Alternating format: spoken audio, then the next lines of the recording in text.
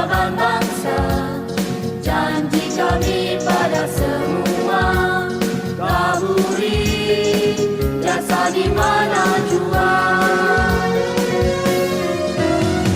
Merintis perubahan terkini, demi-Mu yang Maha Pencipta, merealisasi misi mencari realiti demi negara yang tercipta. Relevan, unik dan berbeza, bencana peradaban bangsa, janji kami pada semua, taburi jasa di mana jua. Universiti Malaysia Kelantan terbilang UMK. Assalamualaikum warahmatullahi wabarakatuh, and a very good morning to everyone. I am Dr. Falik, and I have the honor to welcoming you all to the International Conference on Bioengineering and Technology, IConBET 2025. On behalf of the organizing committee, it is my pleasure to kick off this exciting two-day virtual conference. Let us begin by acknowledging the presence of our distinguished guest, Yang Berbahagia Professor Technologist Dr. Arham Abdullah, Vice Chancellor, Universiti Malaysia Kelantan. Yang Berbahagia Professor Dr. Muhammad bin Ismail, exercising the function of Deputy Vice Chancellor, Research and Innovation, Universiti Malaysia Kelantan. Yang Berusaha Associate Professor, Technologist Dr. Sarizam bin Mamat, Dean, Faculty of Bioengineering and Technology. Yang Berusaha Associate Professor Dr. An'amt bin Muhammad Noor, Chairperson of IConBET 2025. To our keynote speakers, directors, dean, organizing committee, and all participants, welcome once again to IConBET 2025.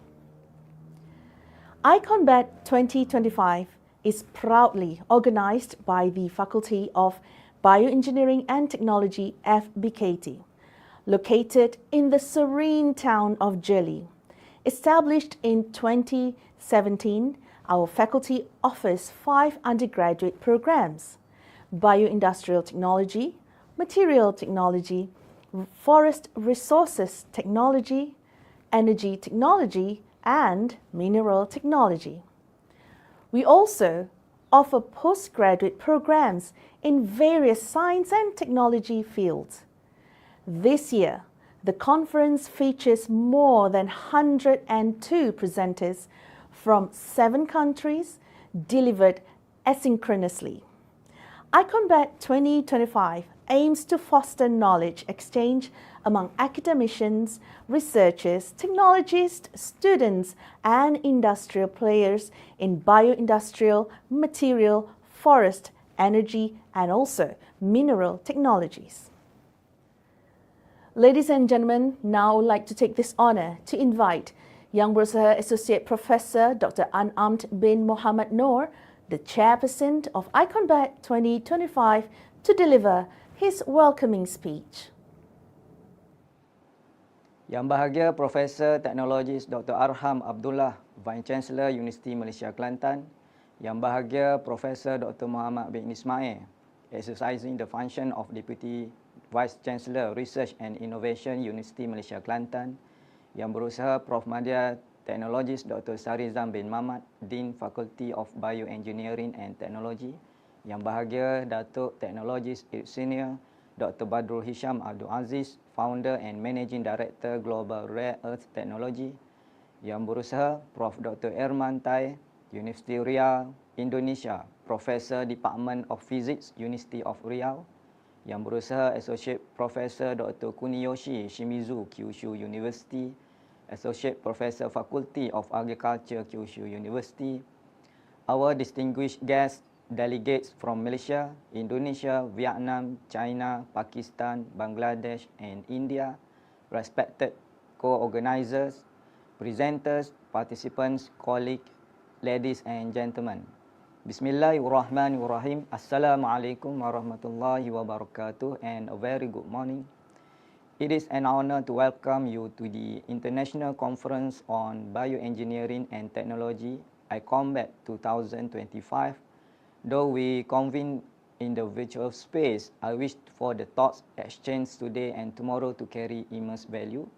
This year, our theme, Harnessing Sustainable Pathway Through Advancement of Science and Technology, essentially calls for the spotlight on how our research and innovation can be applied to address sustainability issues. We are privileged to have 102 presenters from 7 diverse countries gracing this event. The laughter of the new ideas will undoubtedly pave the way for new partnerships and open up fresh avenues for research.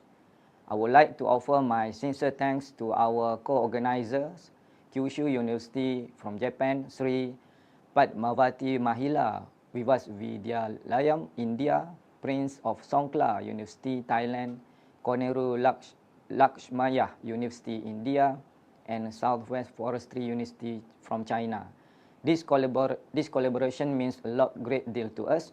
Let this platform foster not just an action of ideas, but also the generation of realizable solutions, innovation, and policies that communities can benefit from across borders. Let us remember that science and technology pursued in the spirit of sustainability hold the power to fundamentally alter lives, from renewable energy innovations to sustainable agriculture, green materials, and real-time digital environmental monitoring. A noteworthy glowing feature is that IConBET 2025 reflects our faculty's continuous commitment towards interdisciplinary collaborations, young researchers, cultivation, and contemporary technologies that resonate with Global Sustainable Development Goals, SDGs. To the organizing committee, the technical team, and supporting staff, may I take this humble opportunity to express my gratitude for their commitment and sacrifices in making this conference happen. May this conference mark the beginning of lasting academic and professional connections, and may the ideas generated here translate into real changes. Thank you. Thank you, Dr. An'am, for the inspiring message. Without further ado, I would like to invite Yang Berusaha Associate Professor, Technologist Dr. Sarizam bin Mamat, Dean of FBKT, to deliver his welcoming speech. Yang berbahagia, Profesor Teknologis Dr. Arham bin Abdullah, Vice Chancellor Universiti Malaysia Kelantan. Yang berbahagia, Profesor Dr. Muhammad bin Ismail, exercising the function of Deputy Vice Chancellor, Research and Innovation, Universiti Malaysia Kelantan. Yang berusaha, Profesor Madya Dr. An'am bin Muhammad Noor, Chairperson, International Conference on Bioengineering and Technology 2025, IConBET. Yang berbahagia, Datuk Teknologis IR Dr. Badrul Hisham Abdul Aziz, Founder and Managing Director, Global Rare Earth Technology. Yang berusaha, Profesor Dr. Erman Taib, the Professor, Department of Physics, University of Riau. Yang berusaha, Profesor Madya Dr. Kuniyoshi Shimizu, Associate Professor, Faculty of Agriculture, Kyushu University. Our distinguished guests, delegates from foreign countries, respected co-organizers, presenters, participants, colleagues, ladies and gentlemen. Bismillahirrahmanirrahim. Assalamualaikum warahmatullahi ta'ala wabarakatuh, and a warm welcome to all. On behalf of the Faculty of Bioengineering and Technology, welcome to IConBET 2025. We consider ourselves very lucky to be hosting this virtual congregation of some of the brightest minds from around the globe. This conference is not just about academics. It manifests the faculty's mission of ensuring that high-end academic and research works are developed that are relevant to the industry, commercially valuable, and nature and sustainability based. Our vision is to become one of the most respected and frequently referred to faculties that churn out graduates who are technologically skilled, entrepreneurial, and holistic in approach. This conference is a step towards that vision by fostering collaboration and innovation on critical acts of world impact. In the face of monumental challenges like climate change, dwindling resources, and a rapid spread of technologies, the domain of bioengineering and material science must rise and matter always. IConBET 2025 thus forms one of those spaces where researchers, practitioners, and industry players intensively engage with each other, exchanging ideas and planning ways forward. We believe that the knowledge that is generated must not remain a closed book within the walls of academia. It must flow freely into the communities, industry, and constitute the basis of sustainable, inclusive, and future-oriented policies.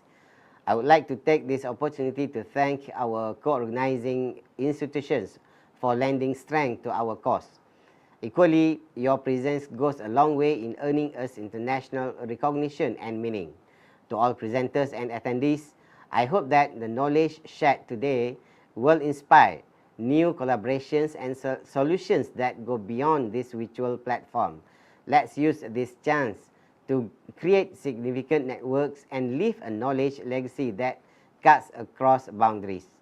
Thank you very much. Thank you, Yang Berusaha Dr. Sarizam bin Mohamad, for the thoughtful address. Ladies and gentlemen, now I would like to invite Yang Berbahagia Professor Technologist Dr. Arham Abdullah, the Vice Chancellor of Universiti Malaysia Kelantan, to deliver his speech and officially officiate IConBET 2025. Yang berbahagia Prof. Dr. Muhammad bin Ismail, exercising the function of Deputy Vice Chancellor, Research and Innovation. Yang Berusaha Profesor Madya T.S. Dr. Sarizam bin Mohamad, Dean, Faculty of Bioengineering and Technology. Yang Berusaha Prof. Madya Dr. An'am bin Muhammad Noor, Chairperson, International Conference on Bioengineering and Technology 2025, IConBET. Yang Bahagia Datuk T.S. Engineer Dr. Badrul Hisham Abdul Aziz, Founder and Managing Director, Global Rare Earths Technology. Yang Berusaha Prof. Dr. Erman Tair, Universiti Riau, Indonesia, Professor, Department of Physics, University of Riau. Yang Berusaha Associate Professor Dr. Kuniyoshi Shimizu, Kyushu University, Associate Professor, Faculty of Agriculture, Kyushu University. All respected presenters, participants, researchers, co-organizers, international delegates, and colleagues. Bismillahirrahmanirrahim. Assalamualaikum warahmatullahi wabarakatuh, and good morning. I'm delighted to warmly welcome you to IConBET 2025, the virtual international conference on bioengineering and technology, proudly hosted by Universiti Malaysia Kelantan. First and foremost, kudos to all the organizing team and the Faculty of Bioengineering and Technology for organizing this significant event. Thanks to you, your dedication, 102 presenters from 7 different countries have come together to connect and exchange insightful ideas. UMK mission and values are directly aligned with this year's theme, harnessing sustainable pathway through advancement in science and technology. As the university committed to holistic, balanced, and entrepreneurial human development, we strongly support research that empowers people and offers practical solutions.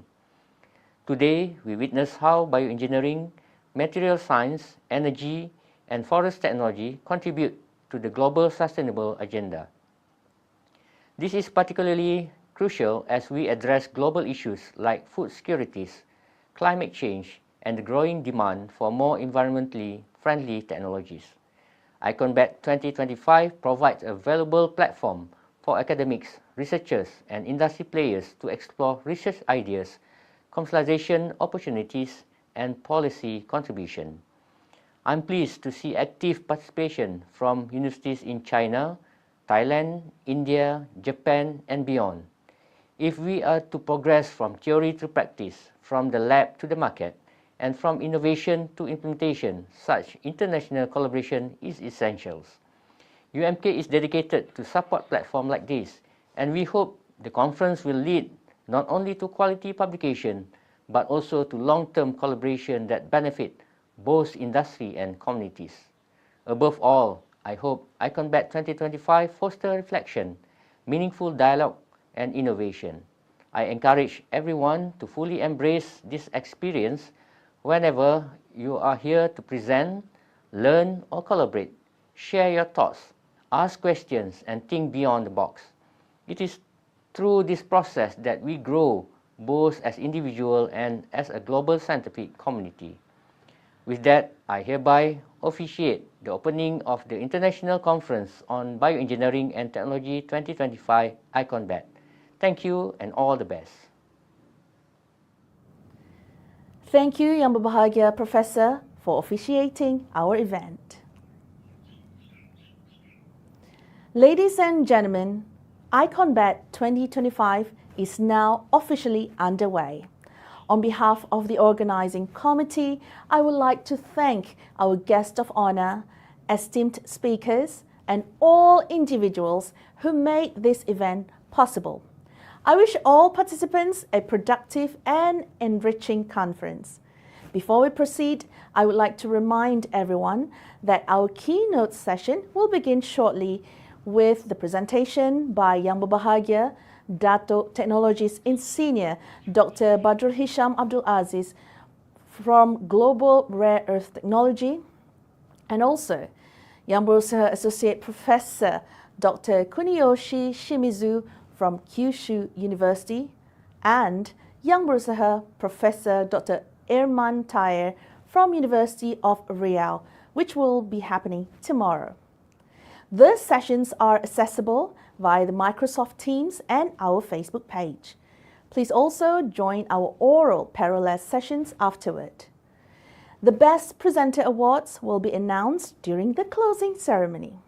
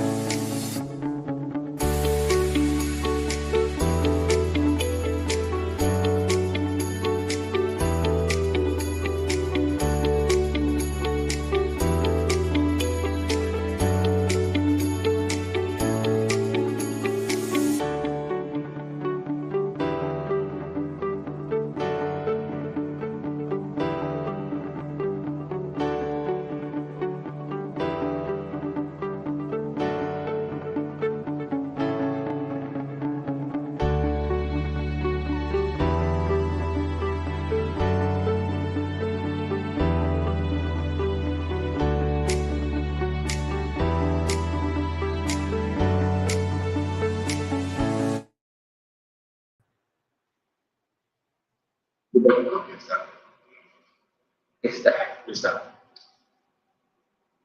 Hello?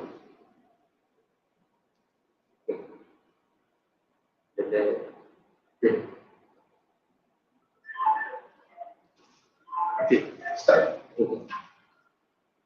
Hello? Oh, start.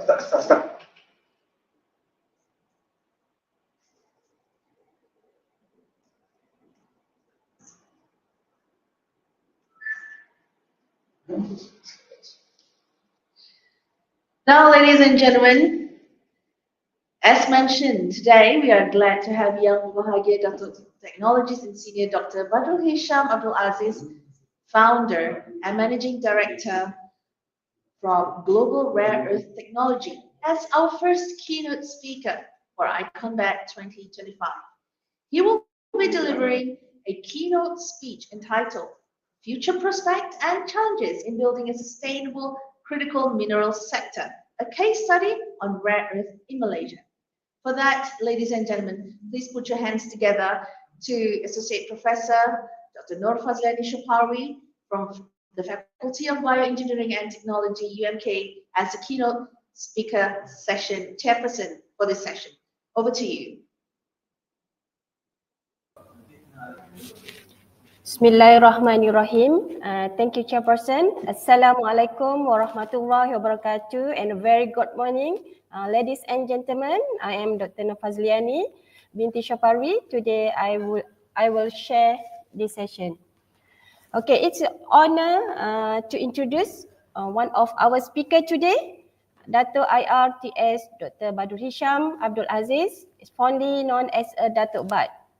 He is a respected leader in the field of chemical engineering.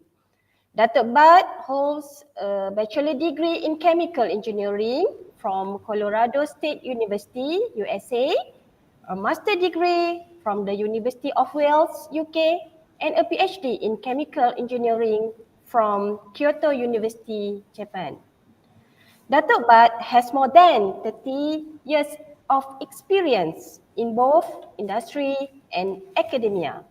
He has held senior position in multinational companies across the chemical, oil and gas, and energy sector, and served in key academic leadership such as a professor, dean, and deputy vice chancellor. He is currently the president and CEO of Nadibumi International Sdn Bhd, a company focused on RE mining and processing in Malaysia. In addition, he is also involved in the Afiat Group, contributing his expertise in the technology and strategic development. Dato' Bad is a professional engineer, a certified technologist, and a fellow of the Academy of Science Malaysia. A recognition of his significant contribution to science, engineering, and national development. He is also actively involved in advertising the government and industry of RE policies, environmental safety, and the commercialization of research. He has authored over 160 papers and frequently speaks at national and international platforms. With that, we are pleased to invite Dato' Bad to deliver his presentation. Please join me in welcoming him, and thank you.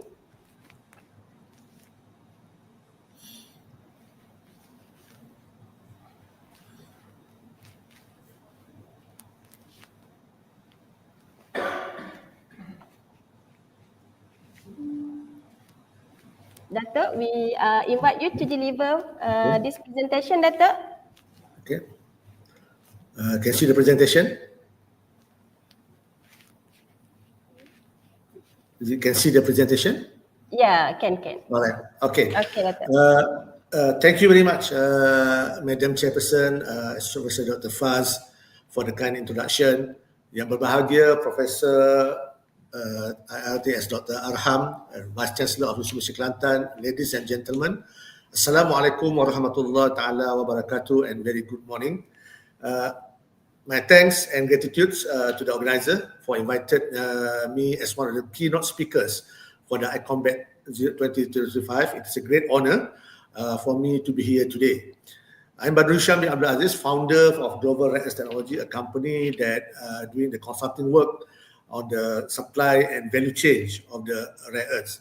Today, I will be presenting on the future prospects and challenges in building a sustainable critical mineral sector, specifically focusing on the rare earth minerals in Malaysia. Hopefully, my presentation will highlight a little bit on the objective of this conference, looking at the technology, on how the modern technology can manage and can help in sustaining the industries in the world. Today, I will cover a few subjects. Most importantly is on the introduction to the critical minerals, to understand about the critical minerals, their impact on sectors such as defense energy, global competition and geopolitical tensions. We're also going to look at the position of strategic countries like the US, Japan, Canada, Australia.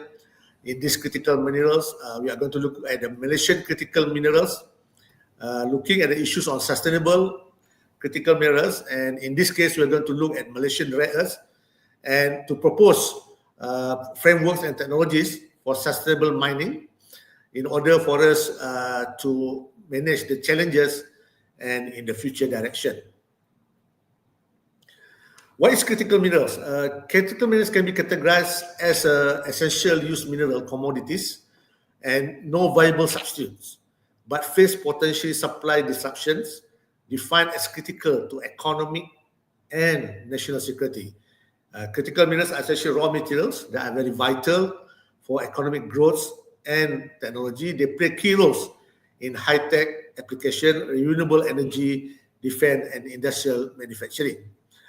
If you look at the impact of critical minerals, it is very important to see that the impact is not only in the matter of economics, but also in the what we call it the national interest of security.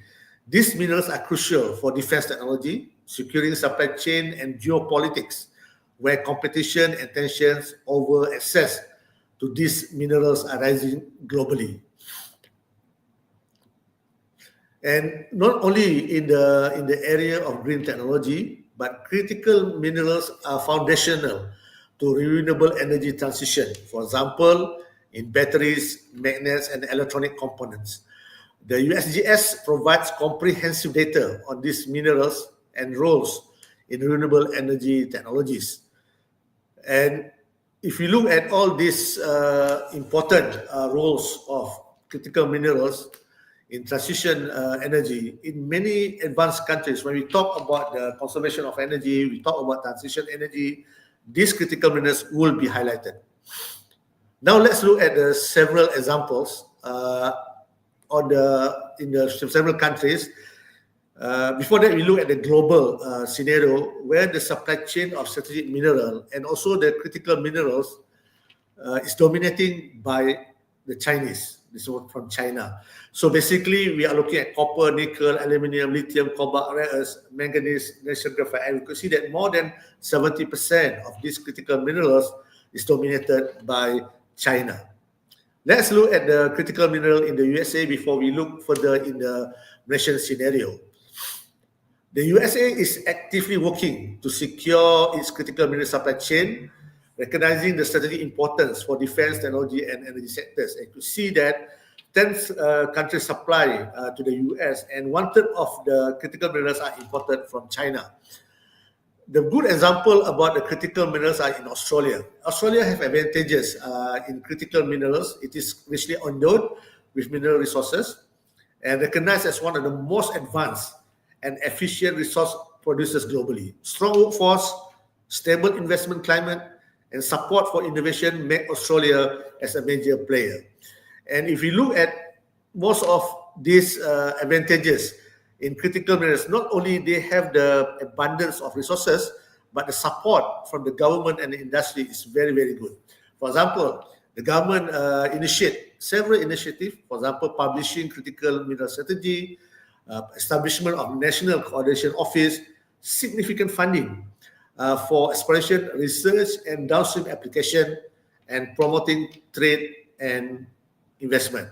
That's why you could see that Australia using this wealth to propel what we call it the economic advancement in many, many years. In addition, if you look at Japan and Canada approach, both countries have comprehensive lists of critical minerals with overlapping but tailored strategies. For example, Japan focuses on securing supply overseas, strategic investment, stockpiling, and innovation in recycling. Whereas Canada, which also endowed with natural resources, especially in mining, in minerals, emphasize on identification, strategic planning, and cooperation with the USA.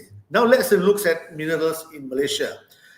In Malaysia, we have still not utilized our minerals fully. The current reserve value is, we are talking about USD 1 trillion, but our production is only about 1.5 billion US dollar, or about 6.4%, and the GDP contribution to GDP is only 0.7%, which we are hopefully that will change in the future.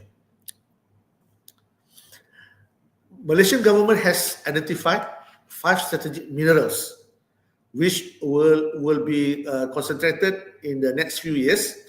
Especially we are looking at from 800 billion strategic minerals that available in Malaysia, 747 billion will be contributed by ion evolution clay rare earth element. So, and the others about bauxite, tin, silica, and kaolin, which I will not touch in detail. The advantage of Malaysia's position in critical mineral, especially the location of several important critical mineral reserves in the country, and also the fact that the existing of the largest and thus most modern rare earth processing plant outside China is in Kelantan, Malaysia. Malaysia had the potential to generate new economic models because the resource will make us minimum or less reliance on other countries' supplies, and with the local technology and manufacturing development will contribute to this factor. We also have the respected position for the sake of regional security and stability, and using the critical minerals as a strategic bargaining chip is the best strategy in the future. If you look at the critical minerals in the country, this country needs a lot of these minerals or metals in major industries. For example, in the electronics, petrol-related chemicals, palm oil, power generation, and others. And a few years ago, I proposed to the government the list of critical minerals in Malaysia that can be classified as a rare earths, platinum group, and few others critical minerals that can meet the local industries and demand based on the extensive industry and market analysis. Let us look now at the case study to highlight how important is this critical mineral that is the Malaysian rare earths. So Malaysian rare earths resources primarily consist of ion adsorption clay deposit which are non-radioactive.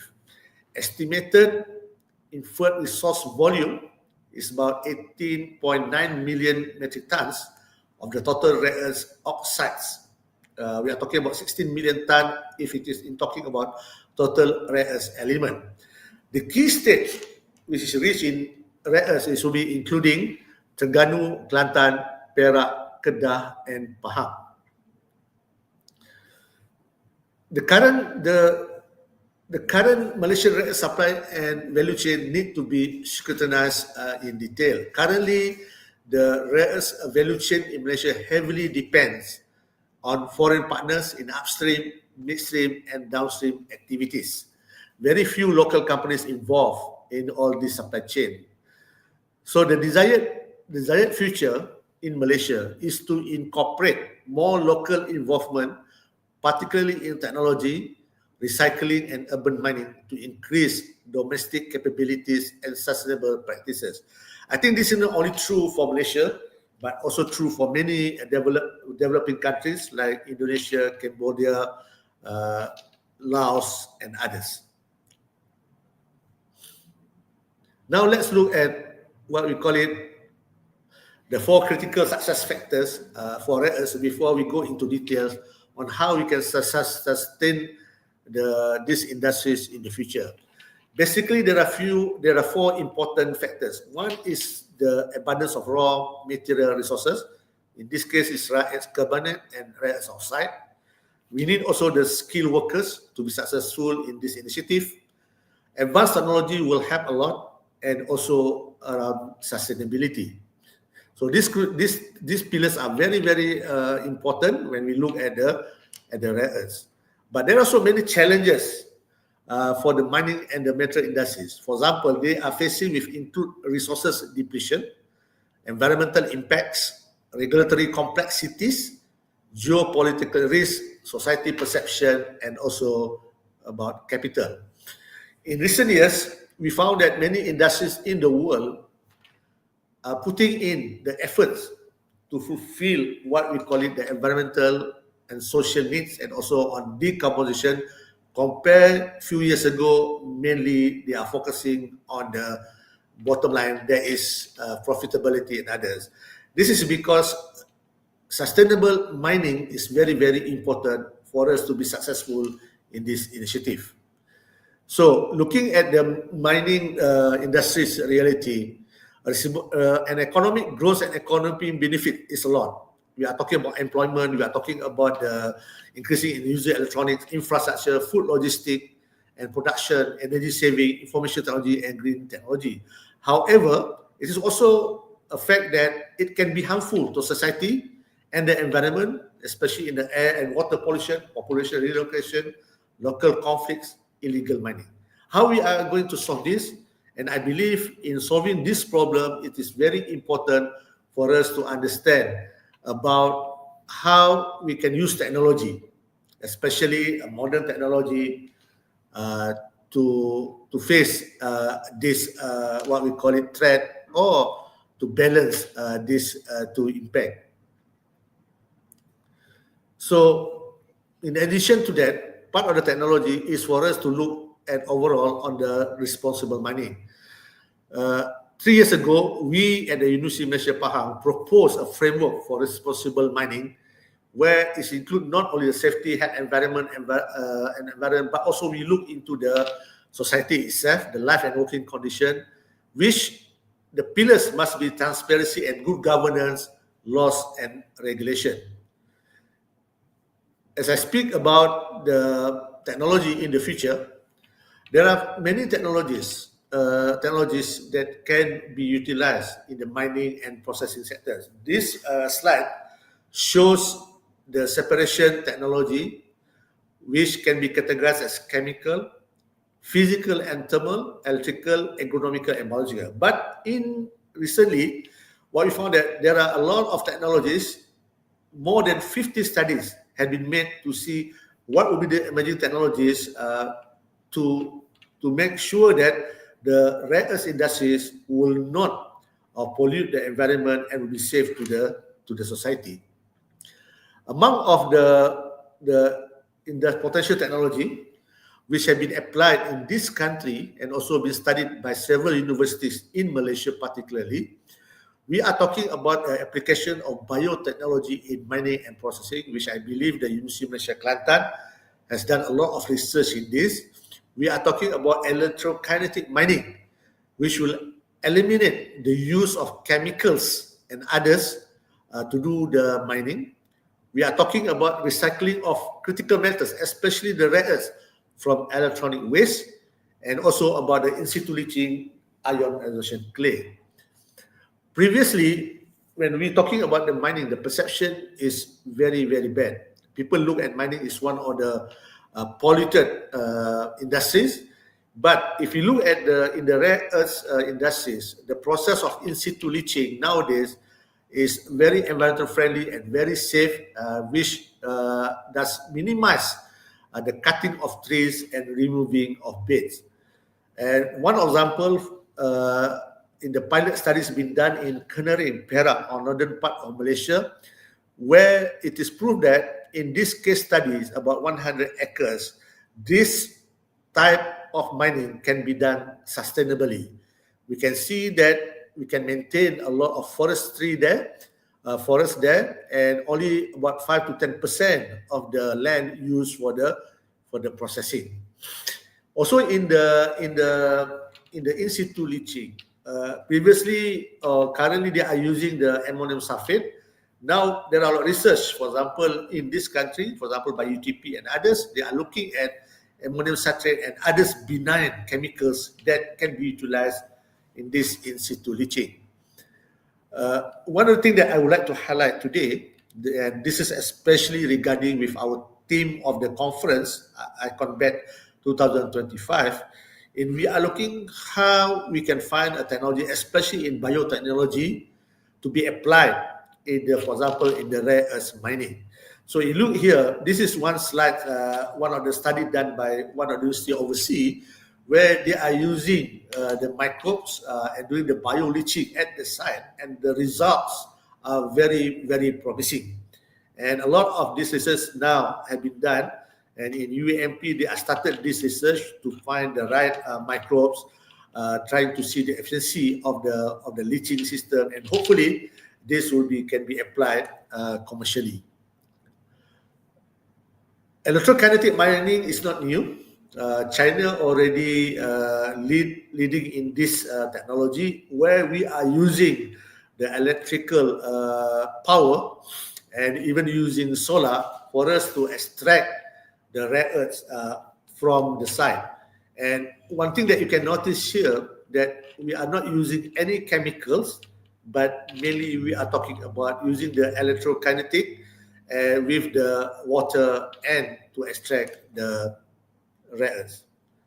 Lastly, I would like also to highlight the importance of recycling of rare earths from e-waste.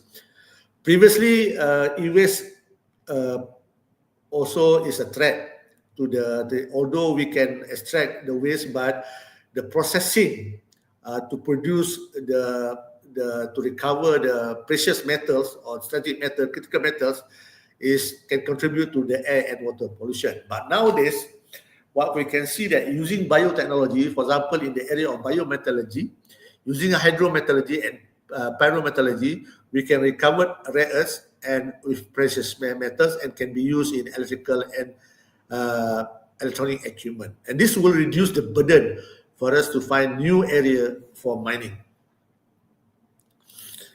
Development of transparent, efficient, as well as supply chain also will support the sustainable growth of critical mineral markets. And this is where the smart solution for smart mines need to be introduced. Indonesia has introduced it, one of the first country that introduced what we call it smart mining. And this is something that been proposed by Abhishek in 2021, where we can utilize modern technology, including the artificial intelligence, to make sure that we can run the mine and also the processing, which will be much more in a green and cleaner production method. In the future direction, I think it is very important for the country, especially Malaysia, and maybe for other developing countries, to explore the possibility of ranking nations' critical mineral resources accordingly, because by doing this, we can prioritize our plan to exploit this wealth and doing it responsibly. Second is that we need to establish a comprehensive database of critical mineral for our future, so that they will help the country in planning for their economic planning strategy. The third one is that it is very important for us to intensify new technology development with the main objective of sustainability. This is very, very important, and a lot of research has been done in outside this country, for example, in Harvard and MIT and others, looking on not only new technology development in the mining, not only in the processing, but also in the recycling, where the recycling of rare earths, for example, from supermagnet, found to be very viable and environmental friendly.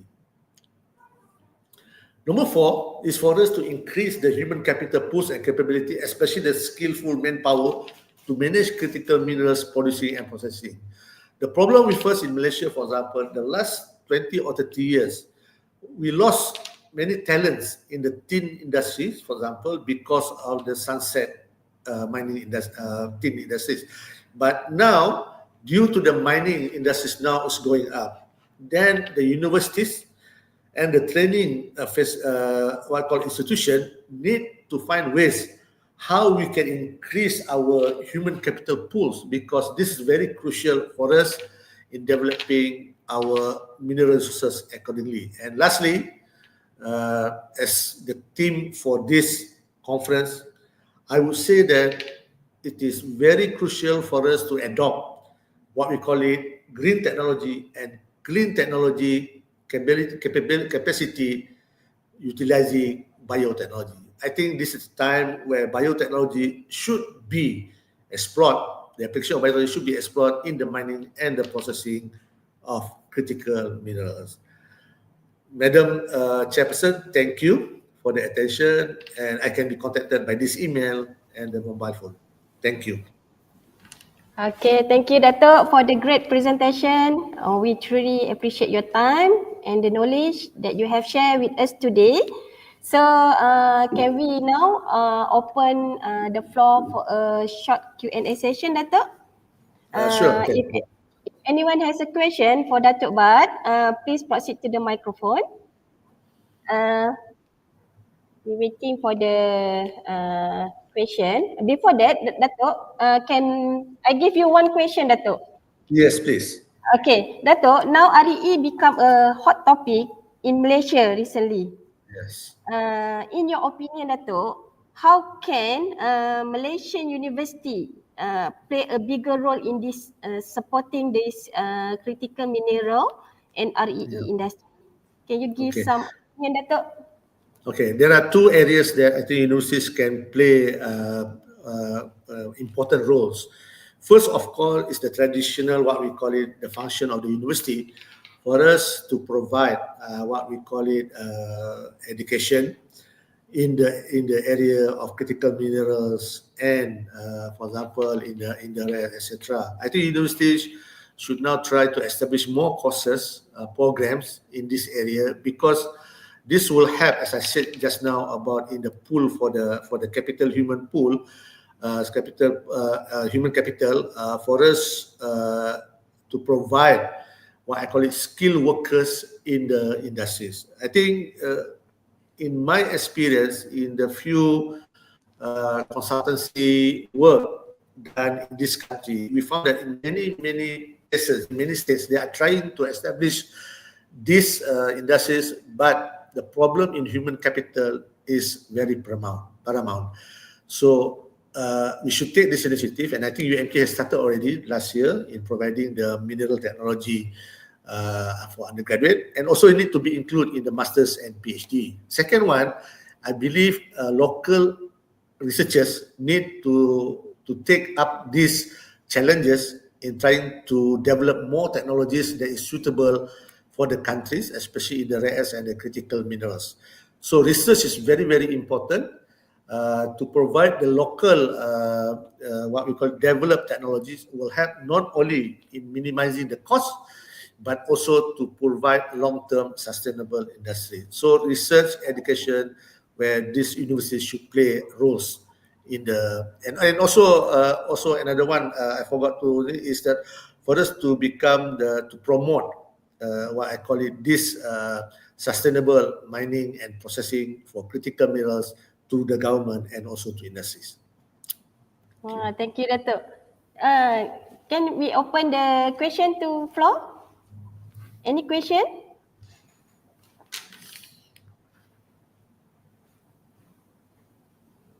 Datuk, do you Yes. see any potential for collaboration between industry and academia in building a talent pipeline, especially for this RE industry?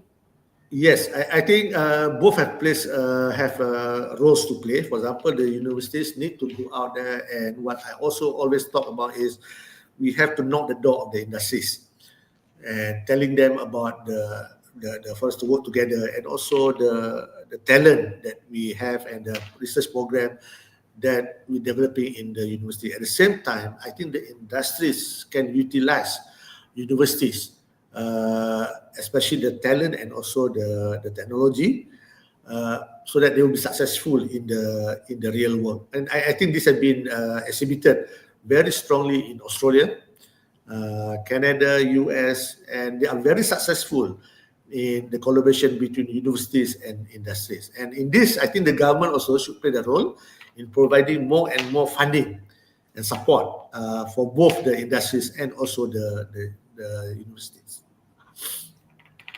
Okay, while waiting, other question from floor, Datuk? Yes. Maybe, Datuk, can you see what is the main barrier, especially in this REE, Yes. preventing Malaysia from tapping into this REE? Okay, I think the first one is on the capital, which is of course the money, because these industries we need a lot of capital. So support from the government, support from the what I call it, those, for example, banks and others, investors are very, very important to provide the financial support for the project. Second, I think the collaboration or the cooperation between the state and the federal government need to be enhanced so that it will benefit for the people in the states and the country as a whole. This is number two, and I would say it's like a barrier because might be there is a lot of bureaucracy and others need to be looked at. Number three, I think the barrier is about the perception of the society on the mining and the processing of these mineral industries. If we can do, for example, take an example like Australia, I think we'll be successful in the future. Australia did very good job, especially in bauxite, rare earths and others, to show to the society that it can be managed, it can be done sustainably and responsibly using technology and the right skill of people. Okay, thank you, Dato'. Very Correct. impressive, Dato'. Maybe we have a question from the chat box. Let me see. Dato', can you see a question from the chat box? Sorry, let me hide this one first.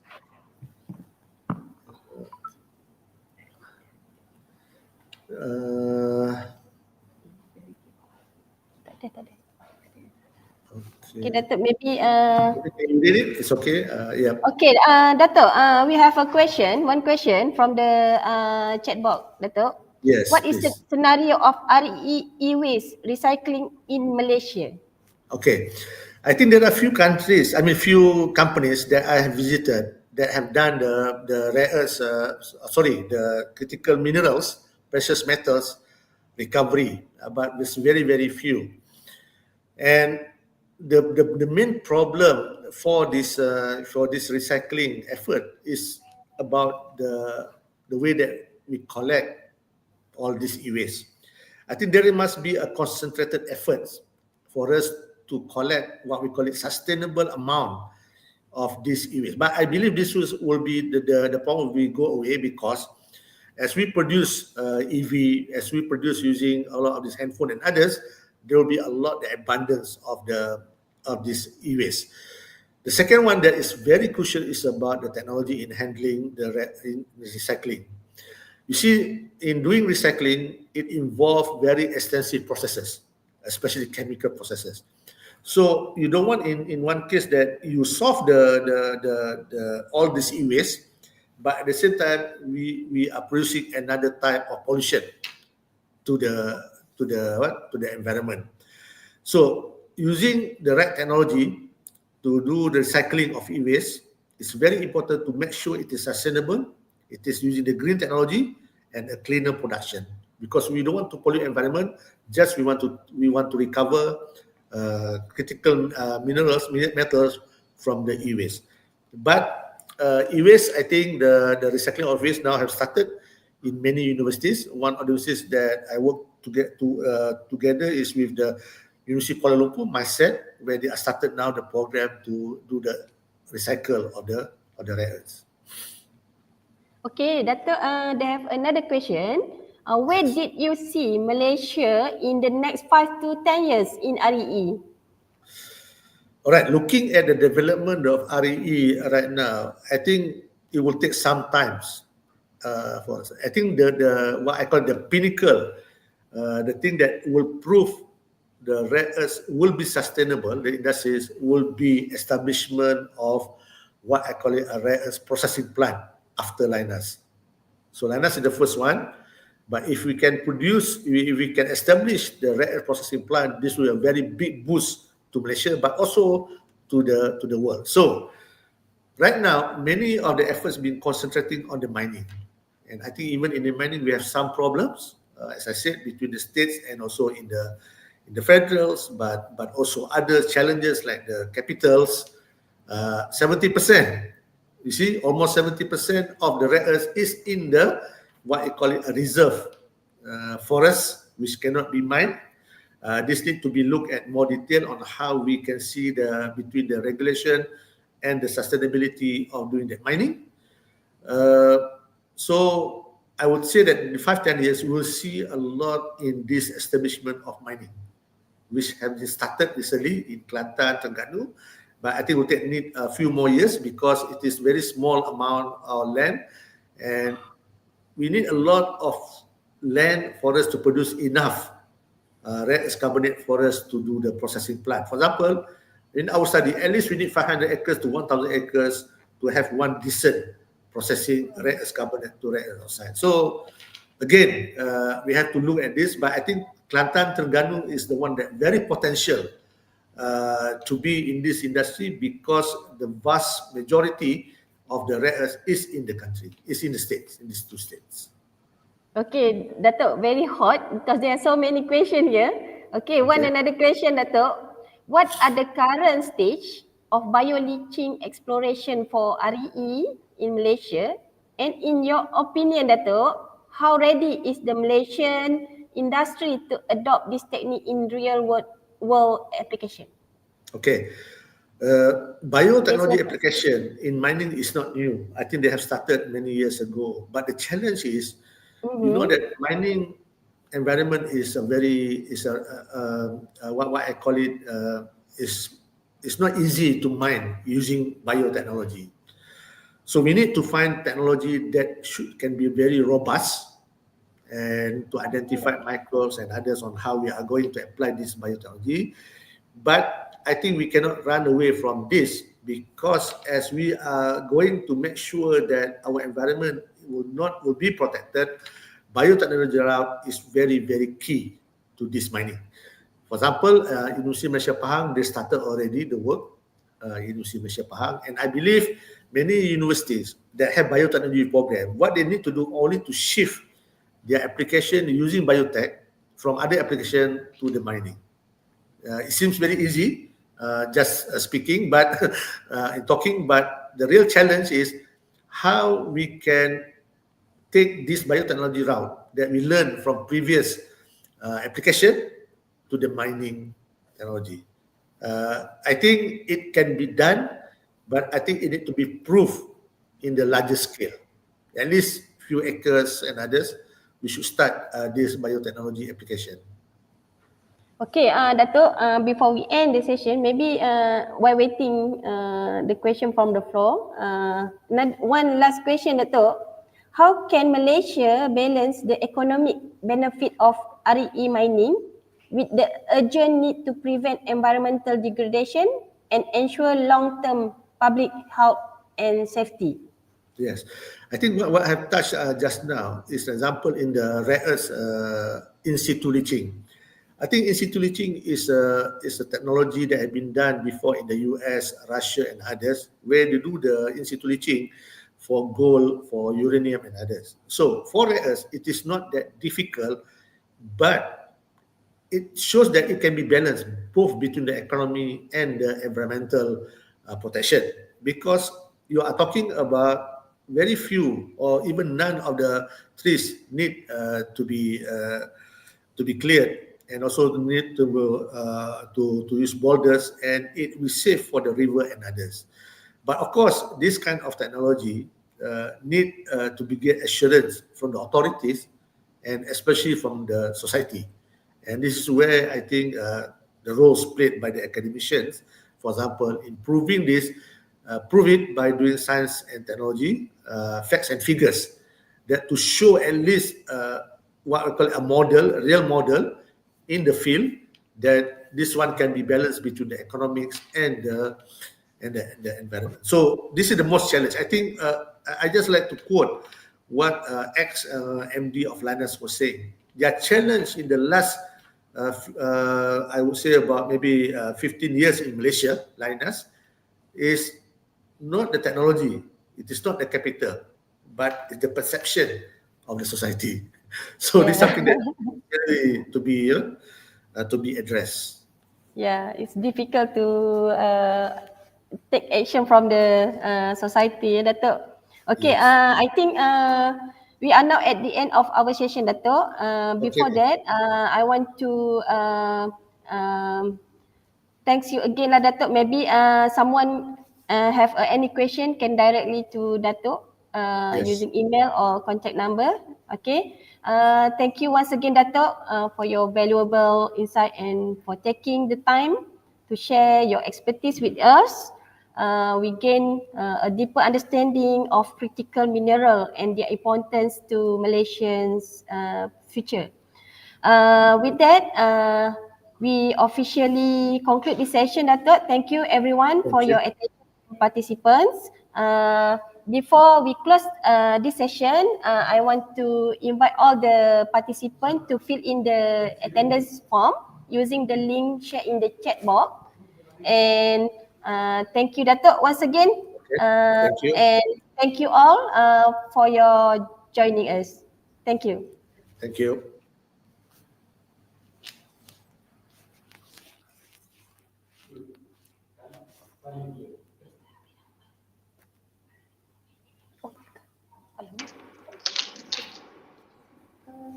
Thank you, Yang Berbahagia Datuk Technologies Engineer Dr. Badrul Hisham Abdul Aziz, and also the keynote session moderator, Chairperson, Associate Professor Dr. Nur Fazliani binti Shapari, for the fruitful and informative keynote session.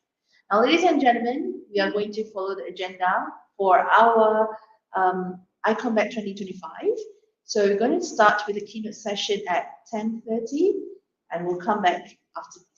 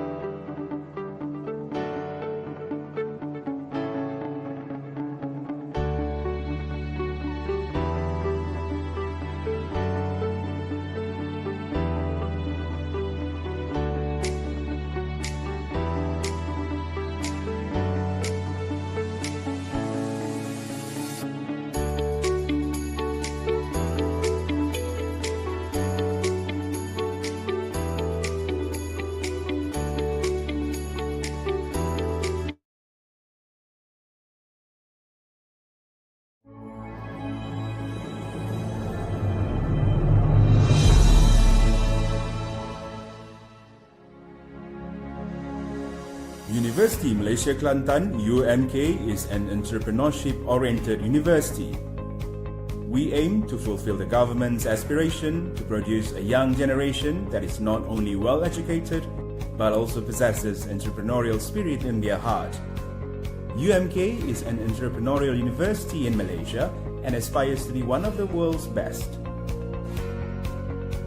This is in line with the National Entrepreneurship Policy, which seeks to make Malaysia an entrepreneurial nation by 2030. UMK also ensures that the entire university operates within an entrepreneurial ecosystem which includes 10 faculties and is supported by institutions and centers of excellence implemented with innovation-based entrepreneurial disciplines.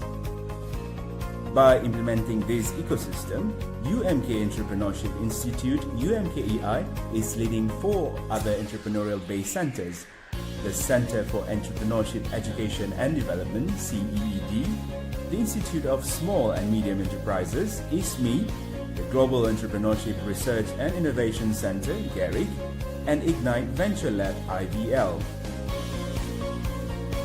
The Faculty of Entrepreneurship and Business, which spearheads this structure, successfully expanded collaborative entrepreneurial networks such as UMK Frontier Street, the Entrepreneurship Advisory Council, and proudly led the KPTM Guideline Committee for Integrated Entrepreneurship Education. From the academic aspect, UMK offers 32 undergraduate programs and 20 postgraduate programs in the fields such as business and management, tourism and hospitality, science and technology, veterinary medicine, communication, languages, architecture, as well as creative technology and heritage. Additionally, UMK provides foundation programs in science, foundation in information technology (HUFAZ), and pre-degree in science. The university continuously enhances its teaching and learning systems to ensure that the learning process occurs creatively and innovatively through My Academic Integrated System (My EYES), massive open online courses (MOOCs), and blended learning. UMK is committed to cultivating top-notch graduates to become industry leaders. Collaborating with globally recognized local corporate sectors and regional educational institution networks aim to strengthen UMK comprehensively. This commitment is evidenced by the increase in graduate employability percentage and graduates who create job opportunities through entrepreneurship. Research, innovation, and commercializations are pivotal aspects of UMK. Research funding and the number of innovations and commercialized products increase annually. UMK has showcased excellent performance in various prestigious competitions. With hashtag UMK for Society, UMK also actively engages in various community activities. We at UMK believe that our presence will offer a fresh perspective on knowledge advancement. Indeed, our core focus, entrepreneurship, will continuously make Universiti Malaysia Kelantan relevant, unique, and distinctive.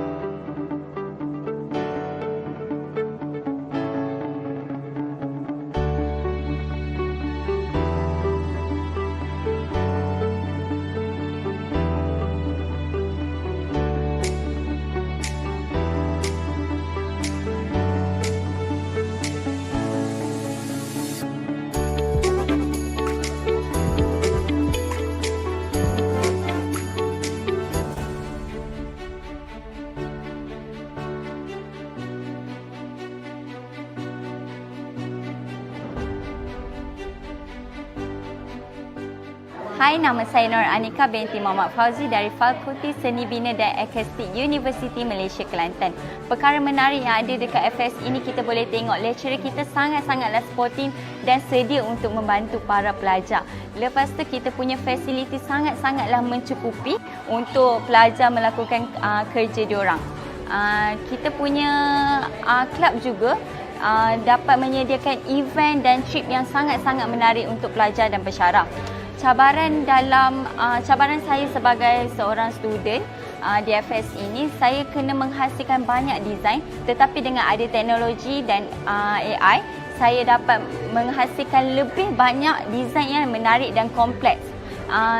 Ambil kos ni tak susah pun, cuma kalau ada minat semuanya jadi. So korang yang nak join kita dalam Fakulti Seni Bina dan Akistik Universiti Malaysia Kelantan, boleh join kita sekarang.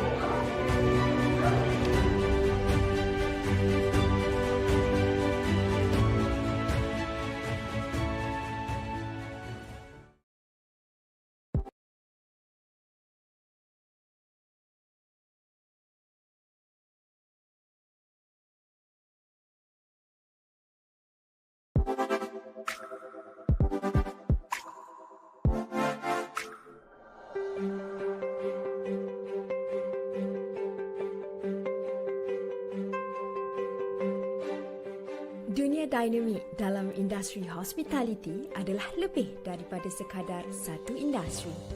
Ia adalah landscape yang bertenaga di mana kreativiti, dedikasi dan keusahawanan untuk mencipta pengalaman yang luar biasa dalam bidang pengkhususan.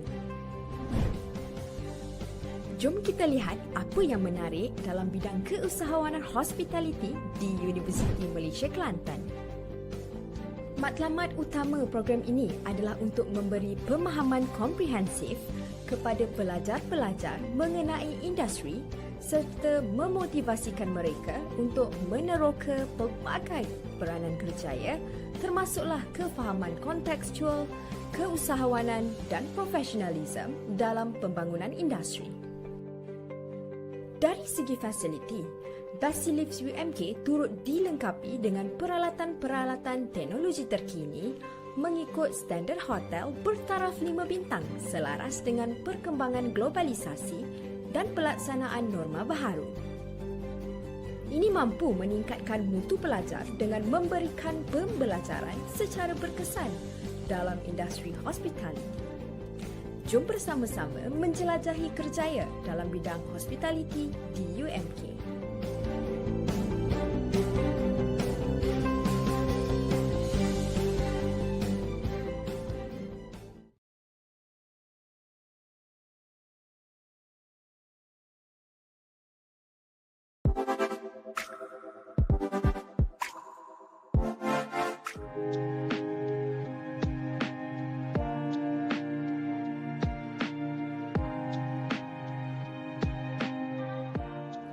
So I'm Malvina, I'm 21 years old and I'm from the south of France, from a little town in the south, in the province. And I'm studying at the University, at the vet school of Toulouse. I'm Jeanne. I come from the north of France in a little city not far away from the Belgium, and I come to Toulouse in the vet school to do my study with Malvina, and I'm also 21 years old. Well, at UMK I meet a lot of other students who were really kind with us. They invite us to lunch with them, to practice badminton with them also. They were really kind with us. And we also practice on animals we are not really used to. Like for example the catfish, we did blood sampling on catfish. It was a first for both of us. And it was really interesting to learn all of that. Yeah, so actually the first part of our internship, we just discovered the laboratory, and it was really interesting because each lab have their specialty, And for the dormitory, it's really cool because it's not far away. We can work to join the faculty, and for us it's really practical. I think it's really interesting to discover Kelantan because, so first of all, people are really nice and kind with us, and really curious also about us, so where we are from and everything. And Kelantan is really interesting because it has a diverse cultures, and so we can see that with the food, the monuments, and everything. So I think it's really interesting to discover South Asia too. I'm working on parasitology, and so I think it was really interesting because we are really independent. I mean, the teacher let us practice during all projects, and so we take the sampling ourselves, and after we analyze ourselves, and we can interpret the result ourselves. So it's all the work is us to decide the way to work on it. So it's really interesting. Terima kasih UMK. Sorry. Okay, Okay. Merci UMK. I didn't use it.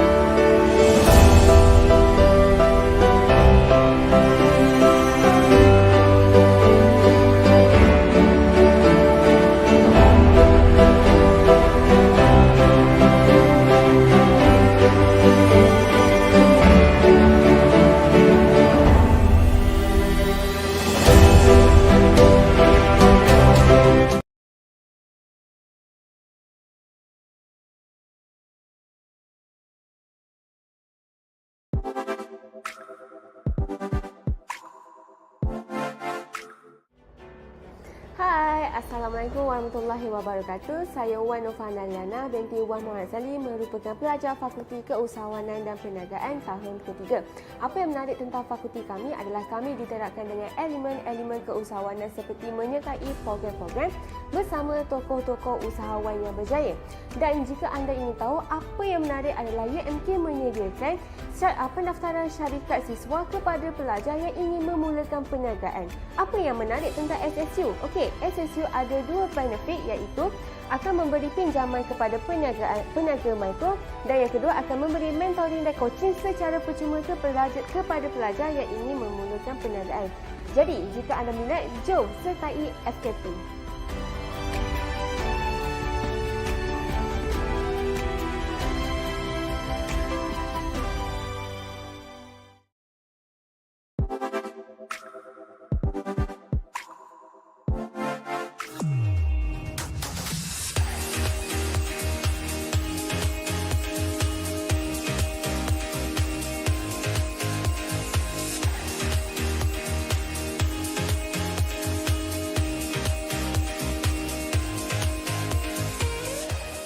Hai, nama saya Nafazli Adriana binti Muhammad Zalani. Saya daripada Fakulti Hospitality, Pelancongan dan Kesejahteraan. Saya mengambil kos kesejahteraan. Di kos kesejahteraan, kami menyediakan spa dan gym. Di spa, saya belajar bekam, urutan dan akupunctur. Dalam kursus kesejahteraan, saya dapat mempelajari teori dan praktikal, dan sedikit sebanyak dapat meningkatkan elemen keusahawanan dalam diri saya. Jadi sesiapa yang berminat untuk menyertai kami, datanglah ke UMK.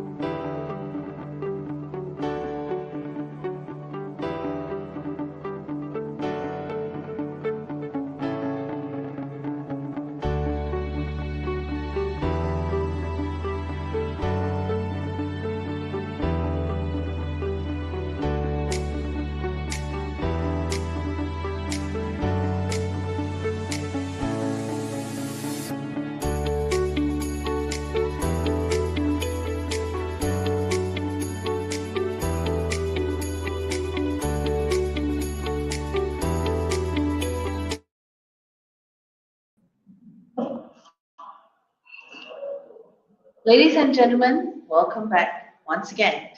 We shall now continue with our second keynote speakers. We are glad to have Young Research Associate Professor Dr.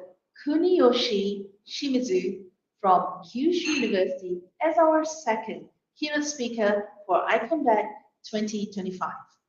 He will be delivering a keynote speech entitled, How Should We Utilize Natural Resources for Sustainable Development on Scientific Evidence? Use the pharmaceuticals, functional foods, aromas, cosmetics, or living environment. For that, ladies and gentlemen, I will hand over this session to Associate Professor Dr. Andi Hermawan, also from Kyushu University, to chair this keynote session. Over to you.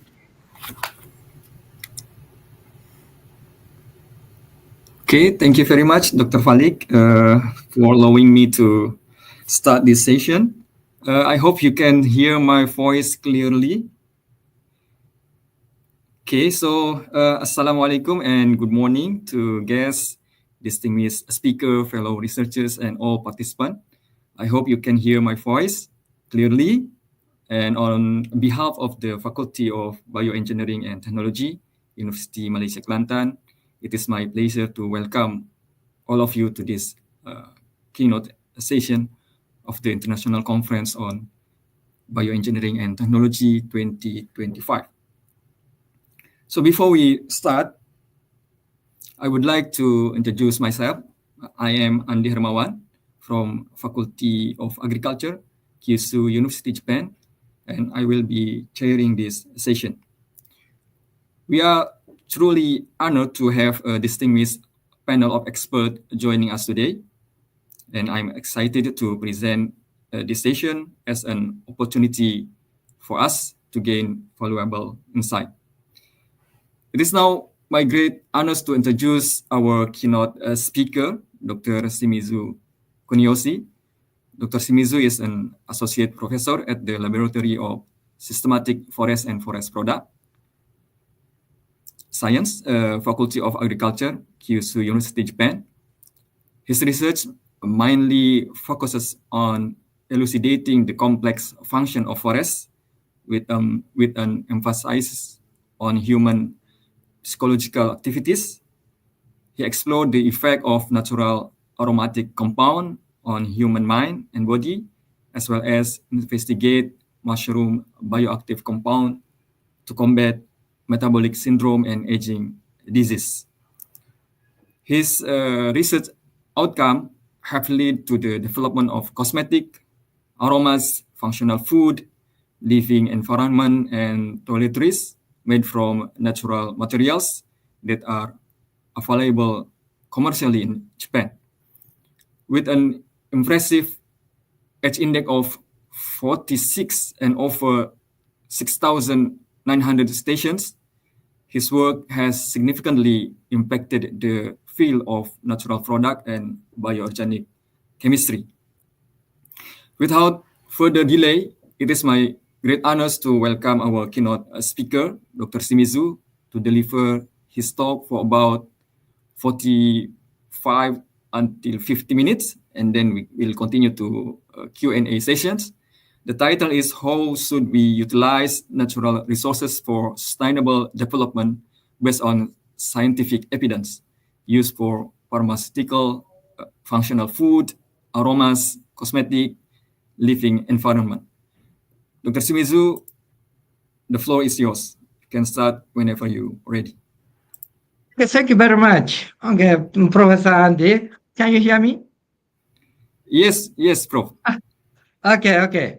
And also, I'm great honor to have a chance of talking our research in this great conference. Thank you very much for all of committee members. Okay, and also shall we start? My topic. I have already also the chairperson introduced me. How should we utilize natural resources? But okay, not the presentation mode. Okay, please wait. Okay, I will change. Okay, this one. Okay, and then this one. Go to presentation mode. Okay, maybe. Okay. So, yeah. Actually, I'm not sure why this is not the presentation mode. Okay. No. Sorry. Okay. Okay. Shall we do the presentation by using this style? Okay. Maybe. Okay.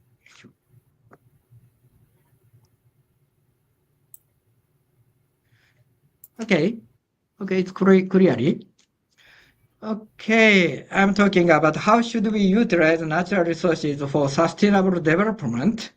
Development based on scientific evidence, use for pharmaceuticals, functional food, aromas, cosmetics, living environment. Okay, sorry. Something trouble. Okay. Okay, I understand. Okay, and also at first, I'd like to say why I'm trying to find functional natural product with safe and healthy.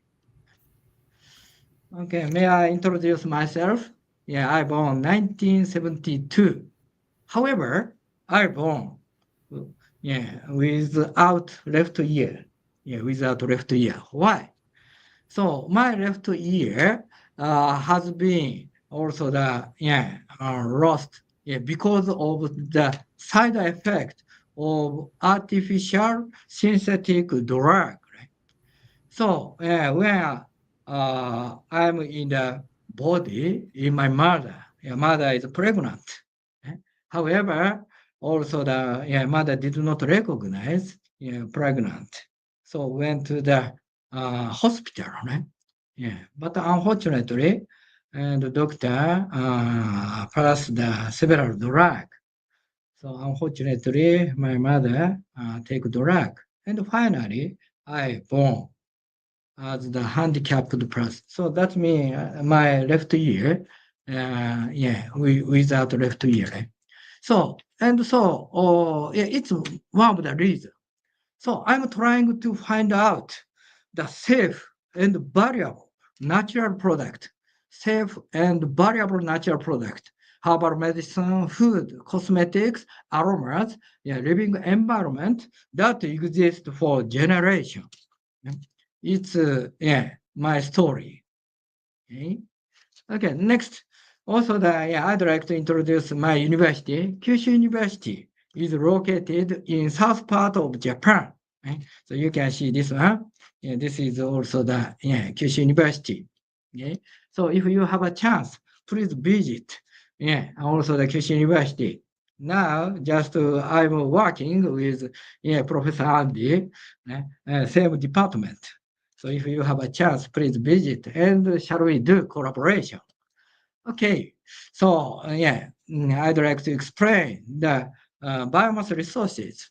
From ancient time, we use the biomass resources. So we call natural product as medicine, aroma, dye, food, antibacterial, cosmetics, healing, energy, materials, woody house for human, not only human, but also life. It's very, very useful. Right?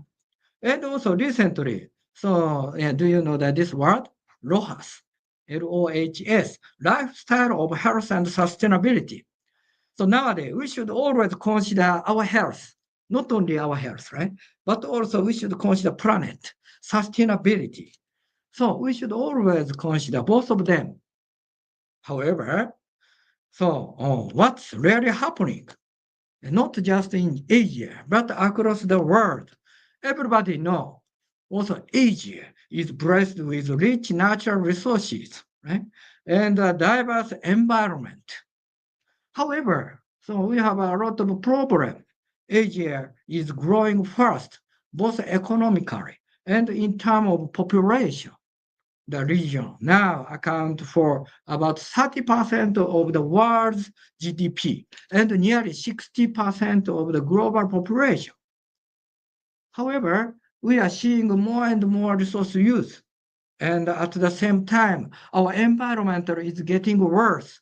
For example, in West, new waste is also getting increased, leaking of heavy metal and dioxin by burning. So several project problem. And also I'd like to, everybody know, maybe somebody know the planetary boundary term, right? Planetary boundary. So recent finding, this is just latest information. Red color mean the almost very dangerous situation, right? So you see, novel entities, and climate change, right? And also in Japan, it's getting hotter and hotter.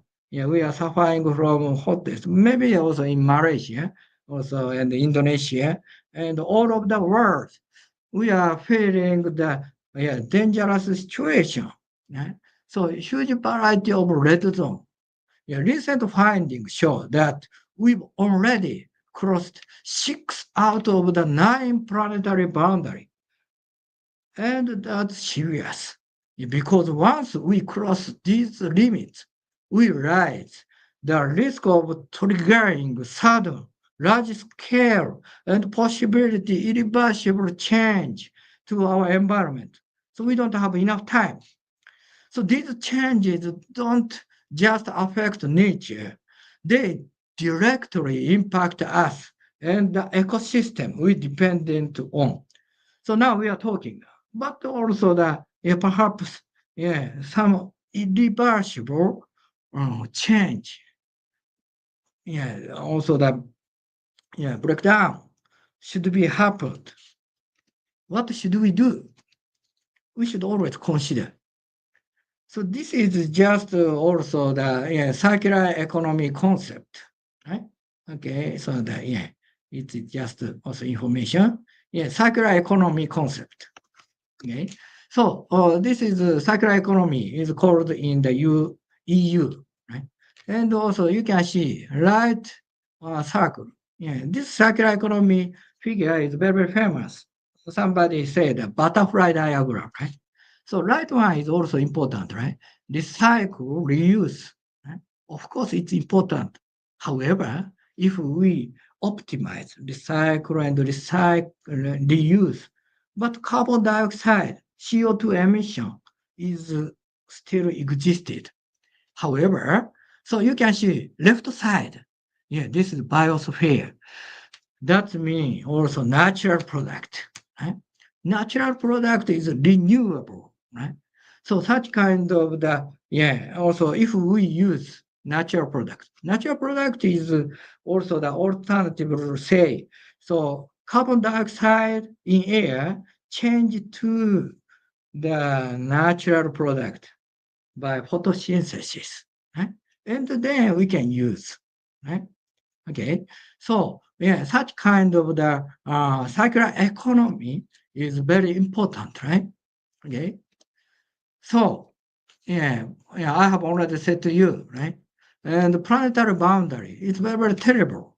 What should we do? Circular economy concept should be followed by. Right? So if we are serious about cutting carbon emission, right, we have no choice but to shift away from fossil-based materials and make the most of renewable resources, natural products that can lock carbon back into nature. We should always consider this concept. Okay, so I have already explained. I'm the handicapped person, right? And caused by artificial chemicals. And also you can see planetary boundary, novel chemical is too much in our Earth.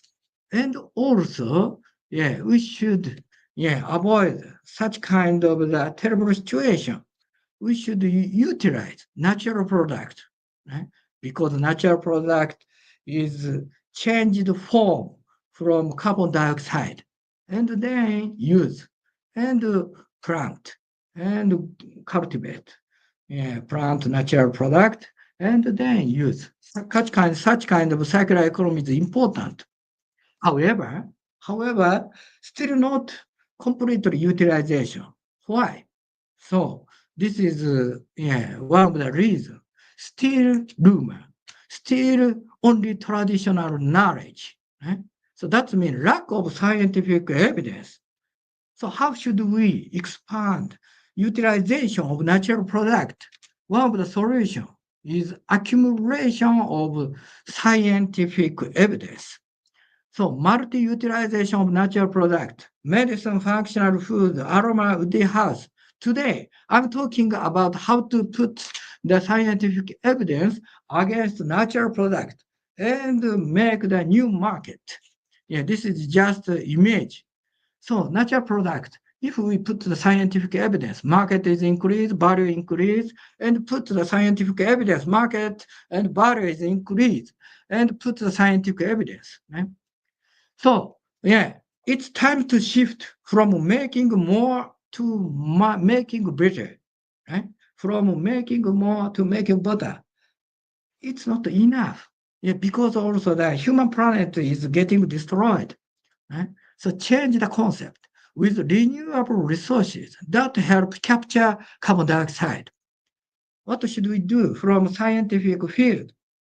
Several approaches should be considered, but also scientific evidence is needed. Yeah, because once we obtain scientific evidence, so market is getting increased. Everybody recognize, nature is renewable resources instead of fossil oil, right? Petrol, okay, oil-based chemical, right? Instead of oil-based chemical. Right? This is important concept.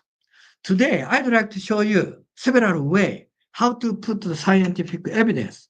Right? Medicinal mushroom and functional food, wood and aroma and woody house. I will explain step by step. Okay, at first, Ganoderma mushroom. This is just mushroom, but very, very famous, well known to have medicinal activities in ancient China. So we call that reishi in Japanese, and also lychee in Chinese. Right?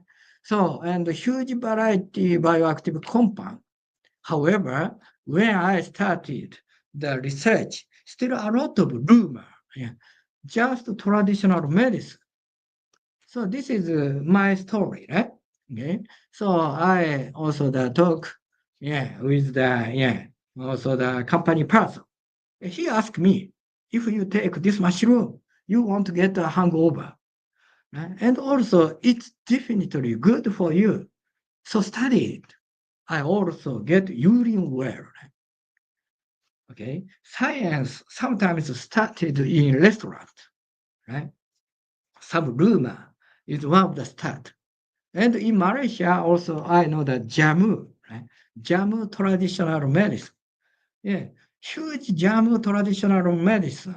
But most of them don't have the enough scientific evidence. Of course, recently scientific evidence is getting increased, but also you have the experience. Yeah, sometimes it's true. So I believe this kind of information, I got to get urine well, right? So how to utilize natural products, right? So one of the important things is scientifically prove the rumor, right? So I never also ignore the rumor. Sometimes starting point is rumor. So the person said, also urine well, right? So what's the mechanism? This is, my hypothesis. Why this mushroom is good for urine well, right? So this is one of the mechanisms.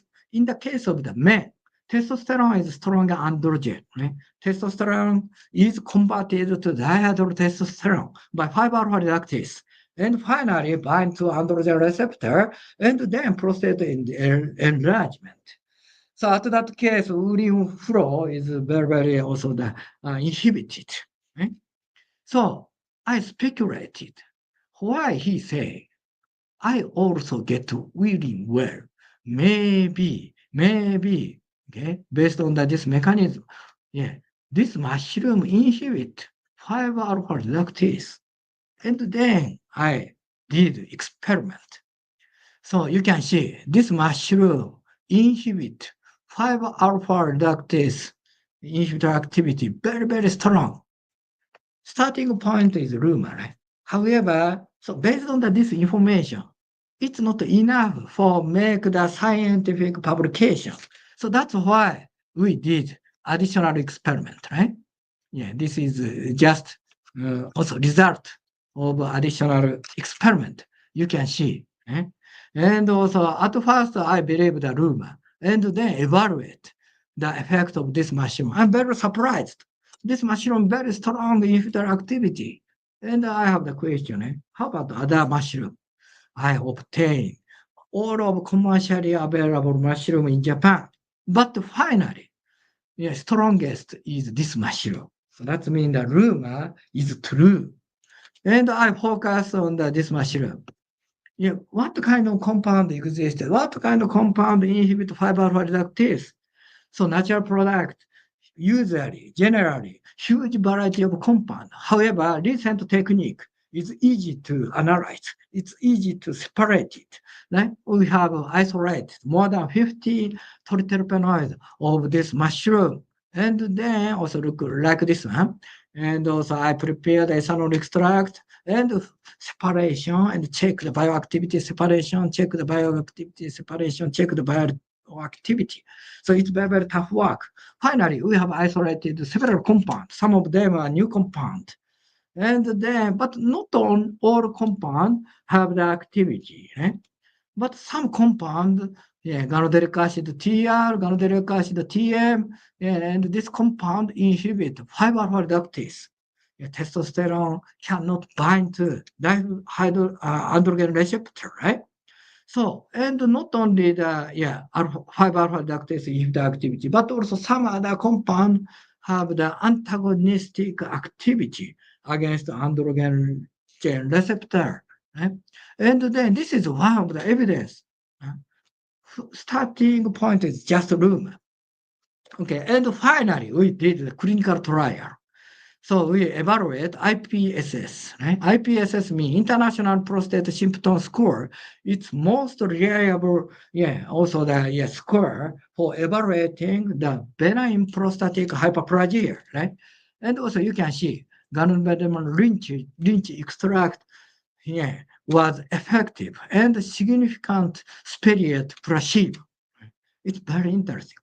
So such kind of scientific evidence increase the market. Okay, so this is one of the example for putting the scientific evidence. Next, I'd like to show functional plant and wood. So, and also so Malaysia, a lot of the natural product, not a lot of the fruit. And for example, this is one of the example, olive. Olive oil is very, very delicious and also good. Utilized for a lot of the food. Right? However, you can see olive oil is only the 2%, right? And most of them is the waste. Right? Okay, 20% is olive oil, and 80% is waste. Right? We call the olive milled waste. Is major byproduct generated during olive oil extraction. So we should always consider how to utilize the agriculture waste. So usually we just eat also the good taste part. However, other is just waste. It's also one of the example. Olive milled waste is now a major environmental concern because due to high concentration oil. So if currently now, most of the also olive milled waste is just waste.